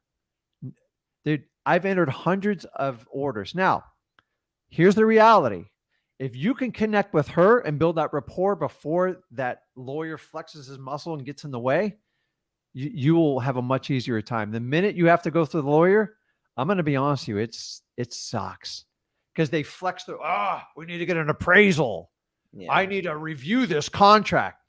So if you can beat her with speed and get that contract signed, maybe you mow the lawn for her. Maybe you look out for the house. Maybe you clean up some debris around the house and show you're on her side. That lawyer's done nothing but take money from her. I promise you. Lawyer's going to hate you for it, but they're going to respect you in the end. Okay. Once you have it under contract, you're simply going to tell her, not the lawyer. Ask your lawyer to file for a motion to liquidate the asset. Oh, what are you talking about? Just go to your title company. They'll show you how to do it too. You can do this in the state of Florida and most of the states. Not every state's the same. Don't quote me on this outside the state of Florida. But I'm in Florida. I'm telling you exactly how to do it. I made a killing just by solving this problem, and you can do it too. The key is make sure you leave them enough to go meet with them and don't tell them how to do everything over the phone without you. Okay. You're the only guy who's going to make her this offer and solution. Every real estate agent thinks they have to wait till the end. What happens if you wait till the end, Fernando? Think about it. They beat me to it. Yeah, you're going to be in line and you're going to be bidding on MLS for that property. So solve a problem, spend a few bucks, help them out. And in that time when she enters in the contract, guess what you can do? You can shop the thing around. That's all day long. You can even adjust the price, but if she treats you fairly, you help her out. You're trying to beat that attorney. Attorneys move like slow motion. Everything's 30 to 60 days. Okay. Once she signs that contract with you, now you can push. And then the attorney's either going to fight you, challenge you, but in the end, you'll get what you want, even if it takes you another few months. Okay. Okay. Okay. And wow, that's a bunch of info. I'll go It back. works. Just go back to the replay. I'm telling you Yeah. guys, I do this every day, every week, every day. Oh, the attorney told me I couldn't sell it. Really? I'm in multiple. I've entered into lawsuits with attorneys to challenge this. I do it all the time. I even give them case studies like, hey, on this day, I can give you cases I've done it with. I do it all the time. The attorneys try to hide these like little motions you can do because they don't want to do it. They want to drag it on as long as possible and be in control. Why? They want the real estate agent. Why? They get a kickback. Why would they have to do an appraisal? Because their buddy's an appraiser and they get a $150 kickback on it. It just never stops. I'm not saying all attorneys are like this, but I'm here to tell you your seller just has bad information and you got to be careful because I try not to give them too much. I try to meet with them and tell them induce them in entering in a contract with me. And listen, you can't make a probate go through, but she goes, listen, I don't want to pay the mortgage. I don't want to do anything else. And the best thing to do is sell this thing as fast as possible so you don't have to make any more payments or take care of it. Let me show you how to do it. Well, I was told to listen, in the end, and by the way, you want to use your state approved contracts. You don't want to use a wholesale contract for this because the attorney is going to go nuts on you. I'm just telling you. And you can leave as little of a deposit as you want, like $100, $500. And they're usually very negotiable with you on the price. So the minute the attorney gets involved, he's going to tell her what the least amount they need to take for the property and becomes a nightmare. So go back and watch the rewind on this. I'm telling you, this will work out for you. These are the situations you want to help people out in probate because they only have one side of the story. You're here to tell the other side of the story. And the attorney's not going to like you for it, but in the end, he or she will respect you. Well, coincidentally, I was going to ask you this a few days ago about this particular case I'm talking about. But today, when I was out and about reverse driving for dollars and all that, I got another one, same situation, but even more motivation, probate and pre-foreclosure. So, oh my God, that one's going to be crazy. You got to move with speed on those because the problem is once they give it to an attorney and they file those pendants, it has a significant, like the attorney's fees just get. If you guys ever work foreclosures, you look at these judgments and these amounts, it's crazy. Well, I actually wanted your feedback on this because what I've been doing a little bit lately is I know how to pull the probates and the list pendants from the clerk, right? Online. What I'm doing is I'm pulling them daily. It's not much. It's like 2 to 5. Sometimes, well, yesterday was like 9, but it's like it's smart because speed kills. Yeah, so I'm pulling them daily, and the very next day I'm going and reverse driving for dollars those properties. Okay. So what do you got it? Is that good? Yeah, that's okay. Yeah, no, it's fine. Listen, guys, any type of, especially court list. So we got government list. Now I'm breaking down. You get court list. Any fresh filings, probates. Oh my God. You know, when I first did probates, I was so eager to do them. Like we would go 2 to 3 times a week. Any type of foreclosure. Listen, early bird gets the worm. It works in this one. I'm telling you. Okay. The problem with foreclosures is like, Nick's putting on here, don't touch foreclosures. That's not the attitude you want. Just be the first one to touch the foreclosure, the last one to touch the foreclosure. Foreclosure is a lot of drama involved in them. You're just trying to find someone that wants to work with you. The reality is most people wait till their house goes to auction. Then they're super motivated with you when there's no equity, nothing left in the house. Yeah. I can't help people out like that. I don't bother.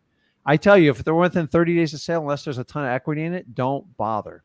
Okay. The guys, eviction list. If you can catch them fresh, you'll be the first one to have a shot at them. I teach you, I believe, and I have a video that I did recently. I think Zach posted it. I tell you how to reverse search for the best eviction deals before they go on your court list. How do I teach? I teach it through garage sales. They're really easy. Like even the landlord doesn't even know it's happened because all the stuff's on the corner piled up and they're selling everything. That's a tenant that's moving out at midnight. I did that for 3 years, and I actually did an entire video and spelled it out. So you can search that. I believe it's garage sales shopping, something like that. There's so many ways, but if you guys are going to attack court list, the lazy wholesaler is going to get 6 months worth of leads and think they're super smart. Dude, I tried that. It doesn't work. If we could all do that, we would all do that. Who's ever fresh on that list, I'm here to tell you, they're going to get first crack. And if you can connect with that person, you'll probably do more damage than any other person that's going to contact them. Yeah. So, funny enough, I was watching your probate video earlier, the one that you did a while back, and you said the exact same thing, that you tried to do it in bulk and it just didn't work because speed kills. Okay. But the problem is, here's the reality on probates. I want everybody to understand this is most people, they try probates. They start, they get super excited, and the energy fades after 30 or 60 days. Why? Because they didn't get a deal right away. And I'm telling you, probates are not a quick fix. Mm-hmm. So if you plan on being a wholesaler for the long run, think about it. If you can plant a seed and have a conversation and come back and pick up a $30,000 to $50,000 check, would you do it? You do it all day long. Yeah. That's the reason why I'm so successful in probates, because I don't give up. The problem is there's a constant rotation of investors and real estate agents going through probates looking for the quick hit. Yes, guys, we want to make fast cash in wholesaling, and I love it. I've been doing this 20 years. I've waited people out 4 and 5 years before. If you will be patient, you will be rewarded so massively in the long run, because probates typically have the highest profit and the most motivation. They just got to have a problem to get solved, and everybody has a different time frame to solve the problem, and you just have to work with them. Yeah, okay. That's exactly right. I did. I'm just like, and guys, I knew nothing about probates. You know what my attitude was when I did probates first? You're gonna laugh about this. I felt like I was in like an ambulance chaser. I was like, I don't want to do that. That's exactly what you said in the video. I went back and I decided to just attack probates like a child. And honestly, if you ever want to learn something really good, just dive in and just do it 100%. So I went down to the probate court and I asked the clerk, like, how does this work? How do you file them? How can I get a list of them? How do I find the PR? How do I do this? How do I do that? And after a while, I was like, oh my God. And you find like these little tricks, like in the state of Florida. I'll give you, see, you're good on here. If you pull your evictions, 70% of the evictions will put the landlord's name and phone number on them because they typically like to file them themselves. Well, I know I know every county is different, but here in Escambia County, I know that on the probate one, it's grantor and grantee. I don't know if the grantee is the PR, right? I don't know. Do you know? I got to look at the document. I don't want to give bad information out here. But like questions like that, here's what I always tell you is don't assume anything and just take 10, 15 minutes, go down to the probate court and get direct answers, like 100%. So I'm used to that in regards to a deed. I haven't really seen that on the probates, but I don't really touch the probates anymore. So I don't want to give you a lazy answer and give you an incorrect one. I got you. Whenever you're in doubt with it, if you can go straight to the source, and this goes with anything in life, it will fix a lot of your problems. So many times we all make like assumptions about stuff, and then we assume it's factual, and you're like, holy crap, he was wrong. I can tell you, I've done this so many times in wholesaling. So just go down there, ask questions, and become like their best friend, and they will make your life easier. I used to go 2 to 3 times a week. And then when I had a difficult county, I sent my wife in, like undercover. I go, holy moly, she wouldn't give me any information and you got it all. And I just learned it's like people have different temperatures. They just didn't like me. Like, I get it. I was a bulldog. I tried to run them over, send them in with a sweet lady and a kind attitude, and they just destroyed it. So a lot of times you just have to look at ways to attack the problem, and being a problem solver is all a wholesaler does. Guys, the real estate is nothing more than a side equation of what we do, period. So anything you get on a government list, court list, just keep breaking it down. Like you'll find some states on the eviction list, they're required to put the landlord's phone number on the initial filing. I can Okay. rattle off like 10 states that do that. Not every state does it. I'll have to look into it. I'll definitely have to So, look into it. I love evictions. Either you hit them right up front or, it doesn't work. I'll have to see. Don't do them 6 months after the fact. It's a waste of time. So I got you. I'll have to see the video, the garage sale one, to really you get got a it. feel for it. Yeah, got it. Just stick with probates and do it long term. And remember, they just take time. But man, when they pay you, you're like, holy moly, that was worth it. They just take time. And most wholesalers don't want to wait. And don't get me wrong, if you can do short, fast cash and long-term cash, you'll do very well in wholesaling. But so many people just teach to grab the fast cash. And sometimes that's the hardest cash you have to work for in wholesaling. I got you. And I got one last thing, and I'll let you go. Okay, shoot. So how many times should I call my driving for dollars list until I'm eventually like, okay, they're not going to pick up. I'm just going to go put a sticky note on the house, because I've been doing it just one time, and I feel like I'm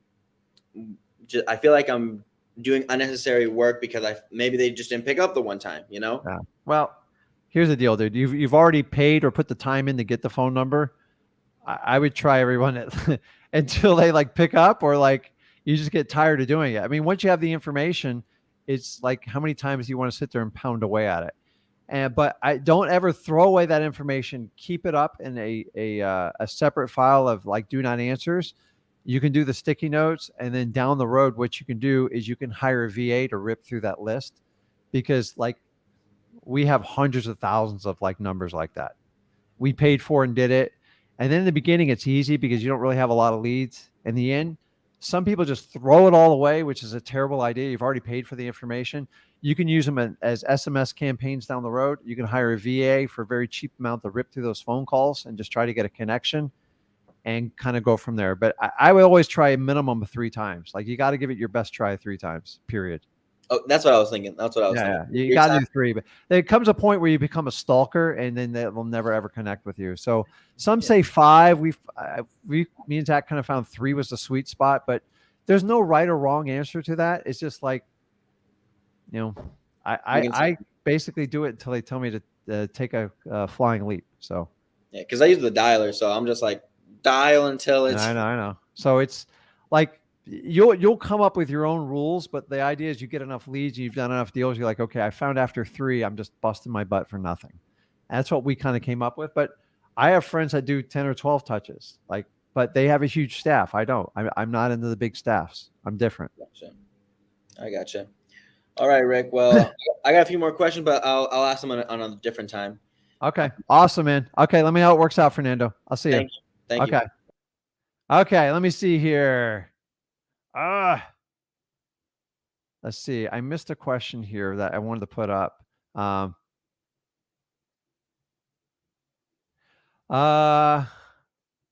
missed it. Okay. Let's go back to the lives. I see all the questions.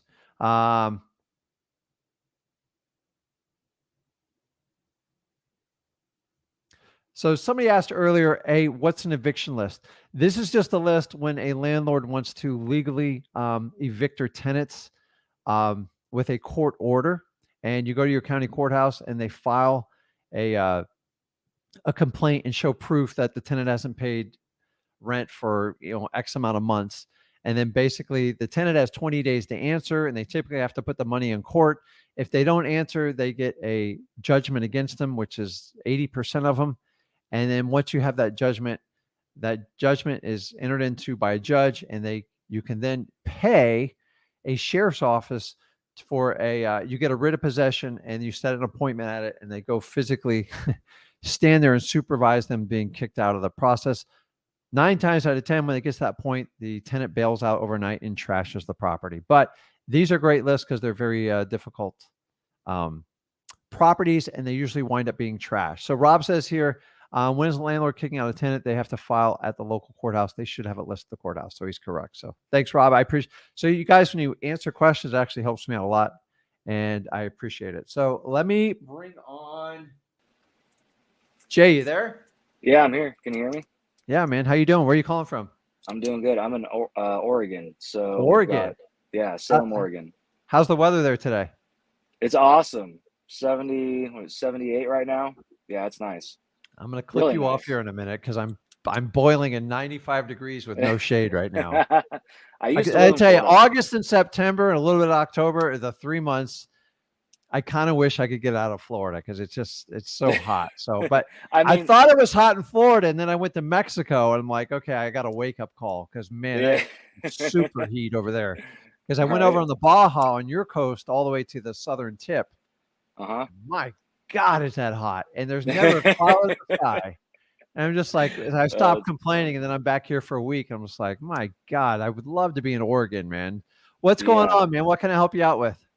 Honestly, I've been following you guys for a while, and I really don't have that many questions. I've just been Okay, trucking along. I cool. figured I'd just hop on here.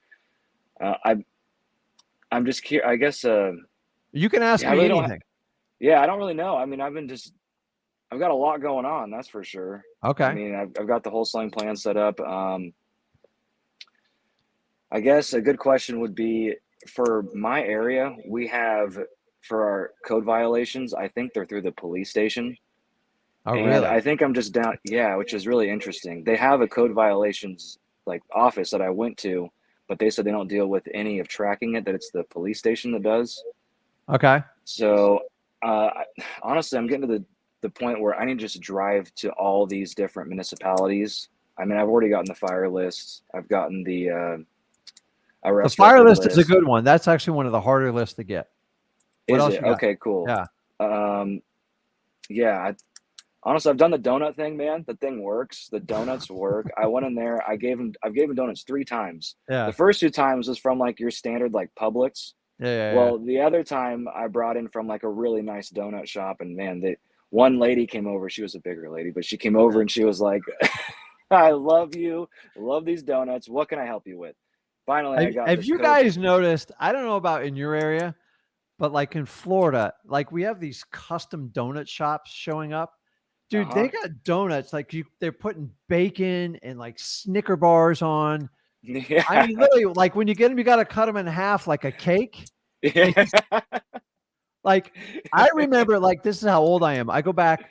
I used to go with my dad to get a dozen donuts on like a Sunday morning, and it was Yeah. like $2.99. Dude, these donuts, these custom stores are like $5.99 each. It's an insane price, but it's like I'm like bacon and like all this other, like you can't even see the donut. They're so covered and they're Right. huge and they're tall. Like sometimes you can get like custom boxes. What's that company like Cinnabon? Yeah. Nobody Yeah. can Yeah. resist a Cinnabon. And let me No. tell you what, do not leave out the old school Krispy Kreme. My God, if you've never been to a Krispy Kreme when they come out of the oven, you are missing yourself a major, major treat. So I've ate a it's whole enough of my box. donuts. Now I'm thinking Yeah. about donuts like nonstop, man. Double chocolate. Right. Tell me what you guys' Yeah. favorites are, man. I love that stuff, man. Nobody resists donuts. I've never gone, oh, you're going to give me donuts? And I learned that in the business world. We used to go out with sales calls. And dude, I gained probably 25 pounds because you'd eat like 1 or 2 donuts and spread them out in the box. I'm just like, oh, and then everyone light up. Oh, here he comes with the donuts. It's like, Yeah. oh my God, the donuts. You get me going on donuts, man. Dude, I love donuts. They're Nobody my turns cheat. down donuts. I don't care No. what you say, man. And now they make those little mini donuts with like the sugar on top. When I was in San Francisco, you guys had them out there. It was amazing. So I'd never been to the West Coast. So it was quite a Yeah. treat. I went from Vegas, parts of California, San Francisco, and then I'm going back to San Diego soon. And then I went down the bar. I've never had the time to go out there. So that's why I do wholesaling. So Right on. okay. Yeah. Any other questions for me, or like you're just trying to see if this guy's for real? Will actually take my Oh live call, no. right? No, I believe it. I've been following you Okay. guys. I mean, I built a company prior to this that ended up crashing because I was hinging on another company's business, which then that business merged with another one. Sprint and T-Mobile merged, so my company crashed. And it Uh-oh. just like destroyed me. So I finally got into wholesaling, and this is where I've been Yeah. putting all You my time see. and effort in. So Yeah. yeah, But figure I jump on. Jason agrees with me. Uh-oh. And then Elevated Next taking care of me at like Donut Rick. So like we're buried with Dunkin' Donuts over here. It's like it's not Yeah. my favorite, but it's like No. Chris. Like I have to go all the way to North Florida to get like a Krispy Kreme. So if somebody's got any hookups in Florida, but That's the problem, dude, guys. Like, I can't resist donuts, man. You show me a donut, I'm going to town on it, man. It's like I'll take a donut over almost anything, man. You got me all started on donuts. You see how my ADHD kicks in quickly, guys? Like, Yeah, if your it's teacher entertaining. told you that your ADHD was like, you know, you're never going to make it, which is what they all told me. It's like your superpower. But I do the Yeah. same thing with wholesaling. But I'm telling you guys, donuts, if you can't get in the door, man, it will open doors you never thought even existed before. I'm telling you, donuts are the trick. They Use told them. me I could not get that list. They're like, you cannot have this list. It's not. We don't even have the list. I'm like, I Yeah, know you got the list. I can yeah, pull it up on your computer. yeah. And they finally gave me a code. There's like a code you put in which gives you all the probates Awesome. for all the counties. So, anyways, yeah, I'll Okay. jump off so someone else can get on. But Okay. Well, appreciate keep us chatting with you. updated. Now you got me thinking about donuts. I'm gonna have to go make a donut run here, and I'm gonna There you blame the go. first couple LBs on you. Okay, Jay, man. I appreciate it, man. Right on. Yep. Later. Okay. Rick. I'll see you, man. Bye. Okay. Okay. Let's try to help as many as we can here. So I'm gonna bring on Jay. Jay, you there? What's going on, Mr. Rick? So, dude, Jay takes full advantage, and I love it. So me and Jay have a relationship on these lives. So what can I help you out with? Because I'm wrapping up on time here, so I want to kind of get to the point with you. Absolutely, absolutely. Last time I talked to him, I was in Mexico, by the way, right? Yeah, y'all kind of put me on the spot with the asking with the pitch and everything. Yeah, well, that's you know how my son is. He's he can be spot on. I'm a little bit nicer, but what can I help you out with? Absolutely. So I got my questions written down here. So like I said, we're going to get straight to the point. I know I mentioned this a couple of times with the land not being owned underneath with mobile homes. The only reason why I keep bringing it up is because it's a common issue that I see around here with people Okay. that are posting their mobile homes on the market. Not And with that's part of identifying your local market. And you guys should notify once you notice a trend and you figure it out, try to figure out how to become the expert on it. So that's the norm. Right, and that's why I came back with questions now about that. So Okay. I know that it's a common issue with people trying to sell their mobile homes but not owning the land underneath it. I wanted to know what exactly is the issue with the land not being owned underneath, and what is there a process that we can go about with getting the land owned, or maybe selling the mobile home along with the land as well to a buyer? Well, typically when the land isn't owned underneath of them, you can look up and see who owns the land. That's step one. Okay. 9 times out of 10, you're going to find that the land, like usually an individual or a corporation or a large corporation or LLC owns like the entire block. And what they did is they bought the entire block, and then they parceled the land out, and they were designated to be able to put like one trailer or one double wide on it or 2 trailers. And it's an ingenious system. It's kind of like McDonald's. So have you heard the McDonald's story? Did you ever watch that movie? I didn't watch the movie, but I Go know watch it. My God, dude. By the way, the I don't know the name of it. Somebody can put it in the comments here. There's a movie about McDonald's. And if you guys don't know it, I'm going to sum it up for you. Go watch it. It's a great real estate lesson. They got in the business of making burgers. And then as the guy who founded it, Ray Kroc, he came up with this brilliant, he was losing his butt, and he came up with a brilliant a situation to solve the problem. And what he did is he owned the land, and then he made the franchises build the McDonald's building on it. So when you own the land, what do you get? If you own a piece of land, what do you get? when you get ownership. You get control. Right. You always get control. Here's a little hint for you. An HOA. Do you know how an HOA controls things? So pretty much like they buy an entire. They own the land. They Right, they that's don't what I'm own. They control the land. That's how an HOA can dominate almost anybody, especially in this for the state of Florida and in the South. Okay. So what Ray Kroc did, he says, like, instead of getting in all the financial capital, is let's just own the land, and we'll give them like 20-year leases, and then we'll renew it and make it go up. I think he did 20-year leases. Now they do like 5-year leases. And the beauty is he doesn't get involved in any of the building. He tells them how they have to build it and everything. And he's got thousands and thousands of pieces of land that he bought for dirt cheap. And he just leases the land to them. guess what? If the franchise does not cooperate, they take the lease away from them and they get the property they can control and they put another person in there. Because So it's on top of that land. he or she that controls the land is really in control. So Right. think of an investor. They buy the entire block. They go through, they get each one parcel. They spend a little bit of money. They put the utilities in place. And then they either put a trailer on there themselves and then they lease it out, or they let people bring the trailer to them just like McDonald's did. They could hook up to their thing, but you got to pay me $500 a month. And then they increase the lease like every 3 to 5 years. Think about it. No headaches, no nothing. And if they don't pay, they can take the trailer back if it's not movable. Typically, they're not movable once they're hooked up.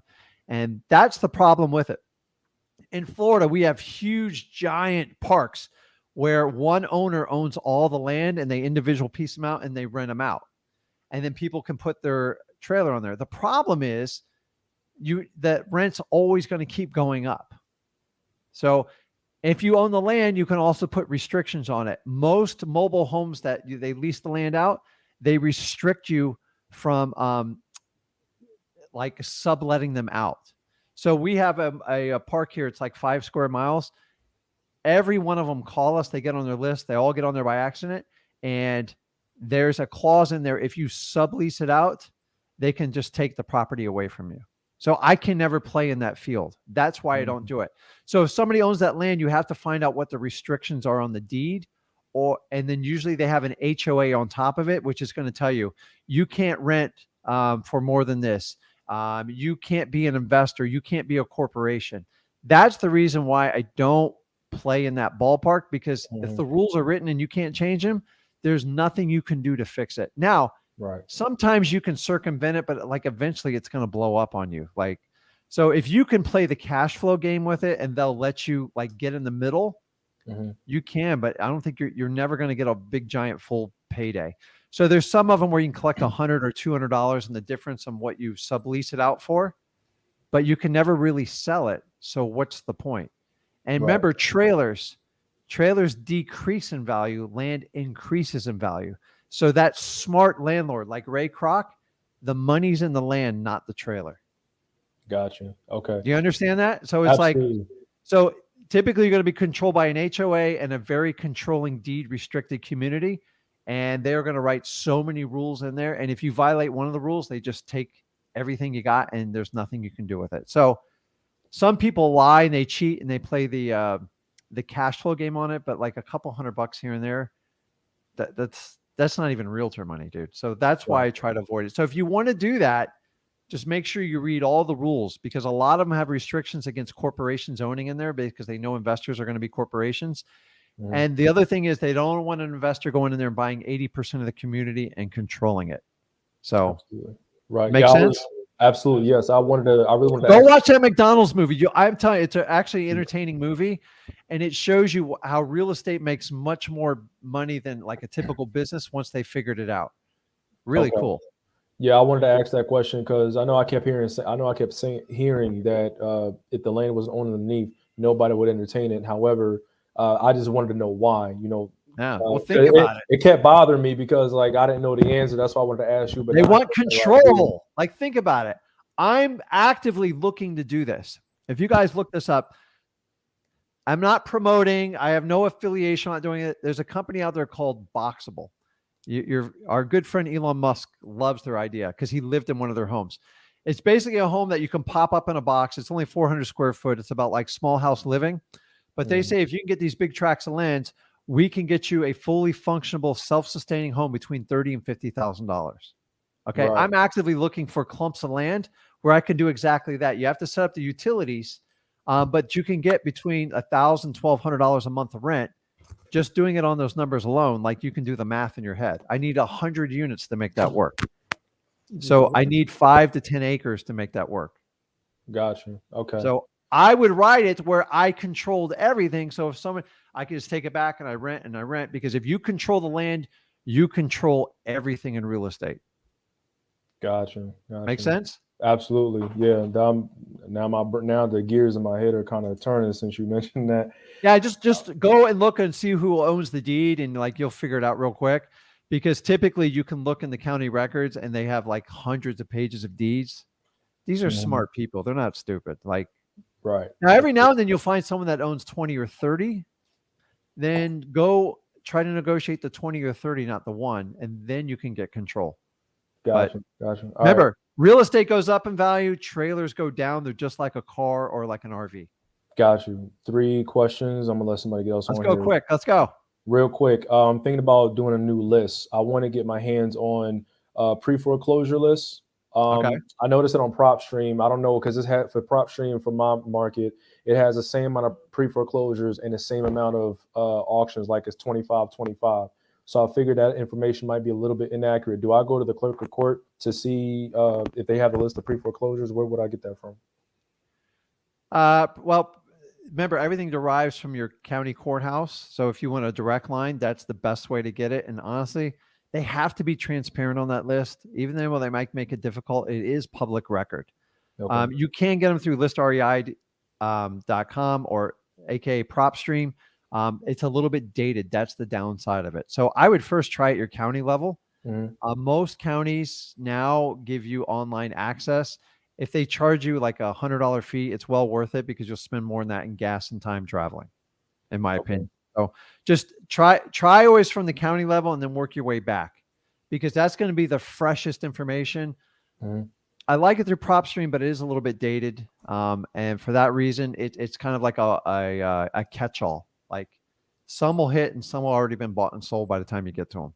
Gotcha. Remember, pre-foreclosure, if you can catch them in the very beginning, you'll usually do the best. Okay, cool. Got you. And next question. So I want to start locking properties up under contract. Of course, I have that fear of maybe locking it up too high or what have you. I have heard that if you keep backing out of contracts, eventually it can ruin your reputation, and that's what I'm trying to avoid. So like how? I actually just better question. When was the last time you backed out of a contract, and how often were you backing out of contracts when you first got started? I back out of contracts every month. Like, Okay. it just, listen, if you're waiting, like, I kind of got to know like Jay, so I can talk to him a little bit personally here. Okay. Just like the first caller I took, you're going to make mistakes. This is not a mistake-free business. Actually, Right. you're going to make a ton of mistakes. Okay. Sometimes people don't tell you the absolute truth, and that's a mistake you just get out of. Okay. And it will happen to you. And sometimes you just make a mistake in your calculation because you're a little bit new to the business. Both are okay. The worst thing you do is not write a contract. That's going to be your biggest mistake and your biggest regret. You will make mistakes. This is a moving market. It goes up, it goes down. Repairs aren't what they used to be because the cost to get repairs are so high right now. Like, they're almost double what they used to be. They're coming down. But people have been so busy for the last few years that the repairs have been ramped up. So I'm here to tell you, are you doing this local, Jay, mostly? Yes. Okay. So locally, I'm going to give you some numbers. 10 to 15% is the most you're ever going to get on contracts local. If you're getting out more than that, it means you're just overpaying for every property and you're being lazy. Okay. When you do virtual marketing, I'm telling you it's between 30 and 45%. Why? Because you don't know the local market. The only way you learn the local market is by writing deals and finding out what sticks and what doesn't. Guys, keep in mind, if I'm a batter, okay, a good batter, what's the average? A good batter in the major league is what percentage, Jay, you think? I have no idea. I don't watch baseball. 35%. 35%. Okay. And I'm not a big baseball guy, but that is a top dog. The greatest one was like 389, or like back in the old days with Babe Ruth, like 400, like 40%. So locally, you should be better. Why? Because you're in the local market and you should be more educated with your local market and numbers. Stuff's going to happen in your business. Okay. Sometimes the seller doesn't tell you the truth. Sometimes buyers are a pain in your butt. You have to make some mistakes. Okay. Gotcha. So keep in mind, if you wrote 20 contracts, okay, and you got out of 10% of them, you're only getting out of like, what was that, 2? You're going to make mistakes. But remember, Jay, when someone's pushing you on numbers and like they're making it tight and you know the motivation's there, what do you do to compensate for that? What was your question again? I'm sorry. If you're if you're entering into a contract and say like they're squeezing you, you know it needs to be $5,000 cheaper, but the house is in disrepair and you can probably get the price down. What are you going to do to create a buffer for you to see if this is going to work? You're going to do a longer inspection time. Sorry, Right. it's too tight. I'll do that. I need a 30-day inspection and I need to come in and just check things out. And then if I'm sitting in a house and it's 85 degrees and they tell me the AC works, why is the AC not on? I know Right. it doesn't work. Okay. If I look up on public records and the roof's 32 years old and they tell me the roof's in good condition, I know I'm going to ask for a $15,000 discount. Okay. And those are going to be my variances. I don't want to enter into contracts knowing I have to get out. I hate it. I hate it, man. But sometimes you got to play the game with people. And honestly, that's how you have to help sellers out. And when you go, listen, dude, the roof's bad, the AC doesn't work. Listen, I just need to get out of the contract. Where do I send the cancellation? And just shut your mouth. You know what they say? Either they say, here, send it here. If that's the case, is move on. Or they go, listen, Jake, can we work something out? I really need to get this thing closed. And those are the ones that are going to fall out. Other than people being dishonest or we find something major like a cracked foundation, those are the only ones I get out of. In a virtual market, it's a whole different world because what you think is a good price, sometimes you don't know. And it typically takes you 2 to 3 months to understand a virtual market to get through it. Okay. So in my local market, maybe 20% when you're starting out, maybe even 25, but that's like, I'm just missing the numbers. The idea is to dial that down to 10 to 15%. In a virtual market, I'm going to be honest with you, it's really bad out there right now. It's over 50, 55%, I would probably say is the national average because everyone's sticking, they're just throwing contracts on the wall and see what hits. And if a cash buyer will pay more, they close it. If they don't, they get out of the contract. I don't like that game. I hate it. But honestly, you're never going to get below 35% or you'll never be successful in virtual marketing. That's my opinion, guys. It doesn't mean it's right. I'm just giving you my feedback. Does it make sense? Absolutely. Yes. Okay. And last question real quick. Last time when you guys were in Mexico and I was discussing about a property that I couldn't find comps on, Zach had asked me what the tax assessed value was of the property. And I did not know the answer, but I figured it out. What does the tax assessed value, how does that help with So what you do?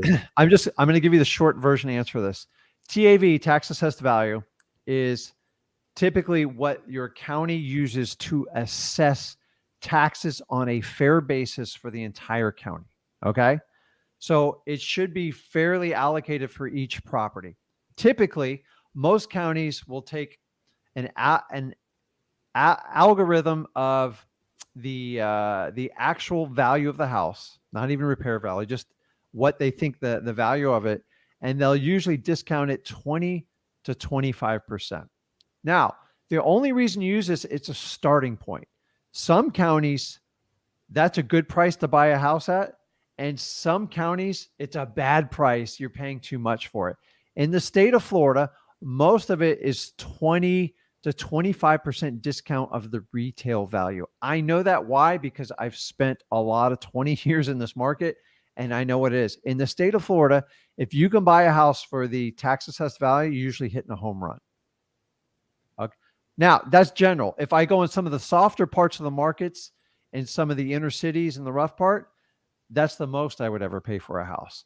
What you need to do that is use that as a factor for other houses you're looking at in your market, and it'll give you a good gauge. Remember, tax assessed value is supposed to be a fair way to assess taxes. Okay. Remember, there's outside of that is the property homesteaded.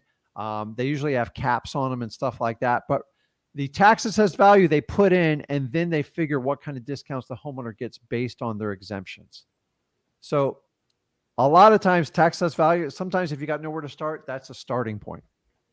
Okay. And then you go in and try to figure out how they're calculating that number. And honestly, you can call your local property appraiser's site and they'll tell you exactly how they do the calculation. It's pretty interesting. By the way, tax assessed value doesn't mean that's the value of the house. It's just how they assess taxes, and taxes should be fair and proportionate. And by the way, if you ever have an issue with your taxes, you can go and dispute it. I've done this multiple times with my county because they're not always right. Every house has different circumstances. Gotcha. Does that help? Absolutely. That answers all my questions. Thank you so much. Okay. Well, let me know how that works out and get in there and let me know. Absolutely. I got you. Okay. Awesome. All right. Okay. Ryan, I didn't want to leave you hanging. You there? Ryan. Yeah. Hey man, how you doing? Good. How are you? I'm on the shot clock, man. What can I Hey, help you I out with? love that lion behind you. It's awesome. Like, I want to get that. Okay, well, Hey. I'll have. Yeah. Actually, my son pulled that up, but I got to find out where Did he he? got it on it. But it's Yeah, I've got that one under contract. It's in Tampa. Just awesome. so getting all my cash buyers, what do you send them? Like when they're asking if you've got their email. Okay. What So do you here's the first thing it is. Try to get your cash. So what kind of time constraint you got? 65 days? Okay, well, that's a good one. Yeah. Here's the best way is people try to do this like quantity thing with cash buyers. I'm here to tell you, that's how you invite problems in your life. So the biggest thing we teach you go over to freewholesaling.com, is we teach you how to vet your cash buyers. Okay. And remember, you're not here to make friends with your cash buyers. You're polite and nice to them, but you got plenty of friends. You don't need any more, Ryan. So Yeah. you need to vet them. Proof of funds, and the price range, the type of properties they buy, and are they in the right area? And you need to, is this property going to be like a landlord type property or a fix and flip, or is it ready to go? It's ready to go. Okay. So here's what I'd be looking for if I was you. I'm looking for a guy or gal that's got cash that wants to buy a property, maybe for their son or their daughter or a family member, and they're tired of combing on the MLS. And you can cater your advertising on Facebook, anything else, without putting the address. Hey, I have a property ready to go in the 32919 area code. It's a 321. It's ready to close. I just looking for a qualified cash buyer. Drop me a DM or like leave me a phone number. Phone numbers are the fastest way to vet people. Emails kind of suck. Like they work. They're good for fishing, but like then you got to get like you got to talk to them. And then when you talk to them, if you go over to freewholesaling.com, we teach you how to go through. And remember the importance of your questions. If they can't give you a proof of funds, have a great day. When you give me a proof of funds, give me a call back. That's it. Move on. If they don't give you a proof of funds, they're lying to you. All cash buyers, I buy a ton of properties. I expect people to ask me a POF, or I know they're probably not serious about selling me a property.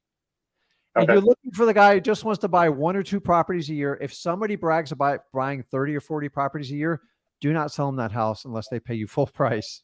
Like you're looking for the person that just is sick and tired of looking. They just need a house now, and they know they're going to pay a little bit of a premium for it.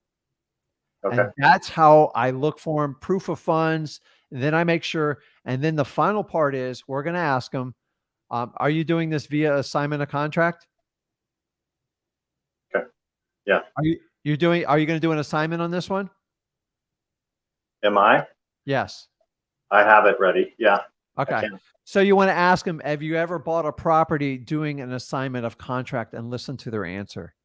If they go, oh yeah, no, I'm familiar with it, you're going to get 3 responses. Hell yes, which typically means they're probably going to be an advanced buyer and they're going to beat you up. The second one's going to say, I have no idea what you're talking about. Are you trying to scam me? And the third one is, I've never heard about that, but if you could explain it to me logically, I might be open to it. Yeah. And what I tend to do is have them go to the title company and meet with my title company. Even when in the beginning, I would do it while I'm there and explain to them an assignment of contract. Guys, remember, outside of wholesalers, assignment contract is like a foreign language. It's scary and it's freaky. So having a third party show them how to do it is great, because you got to establish trust, because they think you're going to ask them for a deposit and you're going to rip them off. And what you're going to explain is your deposit goes into escrow with this title company. You're going to get a full title insurance. They're going to ask a million questions. Just have your title company answer it. Okay. Or they can call your title company and just let them know, hey, listen, I got a couple buyers going to ask about an assignment of contract on this property. Can you explain them, and just let them know it's not a scam? Okay. That's it. And then try to get it down to 2 or 3 buyers. And then if you get a lot of activity and it's going the way you want, just say, listen, it's down to 2 people. Just put your best and final offer forward. And whoever gives me the best offer with the best, who can close it quickest gets it. It's not a bidding war. People don't like to hear the word bidding war. I hate it. You tell me it's a bidding war, I'm gone. But just give me your highest price. and close in 2 or 3 weeks, whatever you want to say, and that's it. And then you just leave a deposit, a non-refundable deposit, and you're good to go. And that's it. And if they give you any flack, understanding they're going to get 10 times worse between now and the closing table, and just move on. All right. Thank And you. that's all you do with the cash buyers. They're just, remember, you only need one of them. If they try to beat you up and stuff like that, just put them to the back of the line. And if you can't sell the property, you can come back to them if you can't get any other offers on it. So the best way, I mean, you're saying Facebook on an ad, and then go solicit some other buyers. Like, no, it's all free. Just put it up on Facebook investor groups for your Tampa area. I've already joined. I've joined like, a bunch of them. And then, Craigslist, you get a lot of scammers. So you might want to have like a burned phone number or like an email form. Craigslist, someone's just a little bit more guarded because they're a pain in the butt type of deal. And then keep in mind, you can reach out to cash buyers in the area through PropStream, or you can actually, I would find realtors in the area that have cash buyers looking to buy in that area code. They always pay top dollar. They always pay top dollar. All right. Yeah. No, I've been getting a lot more appointments and contracts. So I've got the one of the things also I get hesitant about putting something under contract because like ARV and calculating all that, the range and everything. So, but I actually, just while you're on the call, I've got 2 that I'm meeting with on Monday to put under contract. And I've got an appointment tomorrow with a kind of a probate. It wasn't a probate lead, but his parents died and it's been vacant for a year here in Phoenix, and then a couple in Houston, and that one in Tampa. So, yeah. Well, guys, keep in mind, your help. if you ever want to JV with me, I put it in the comment below there. So I'm in Florida, but we do them all over the country. If you guys want to JV with us, and remember, Ryan, listen, sometimes you just got to put offers out there. I just don't want you guys putting out blind offers. You have no idea if it's going to stick. You're just going to throw it out there. That's not fair to sellers. So be responsible about it. You're never going to be perfect. Just like I told Jay, and I'm telling Ryan right now, you're never going to get it perfect. Just like I told Ravon earlier. Sometimes if you're close, put an offer out, see what your cash buyers say, and make a quick decision and an assessment. You will surprise yourself. Just try to get the best price possible and just take the actions I told you. I think you're well on your way. Okay. Thank you. Okay. Awesome. Let's know how it works out, Ryan. Okay, guys, I appreciate it. Do me a favor. If you guys can jump on and subscribe to my YouTube, Rick Ginn. I'm putting on special content on there. I'm posting it weekly. And I said, me and Zach are dividing up some of our stuff. Some of you guys connect with the old guys. Some connect with my son. Go to his channel, Zach Ginn, on YouTube, Rick Ginn. And you can always find us here on Flip with Rick, where we work together. We provide you guys free information, try to help you out as much as possible. And remember, guys, I want you to be successful in wholesaling. There's no reason you have to pay these giant guru fees. Go out, make your first 100 grand, go over to freewholesaling.com. Visit me on YouTube, rickginn.com. I'm sorry, Rick Ginn, and my son, Zach Ginn. And I appreciate it, man. This was a fun live. And I will see you on Monday, 8 p.m. Eastern on the Rick Ginn YouTube channel. I'll see you guys. Have a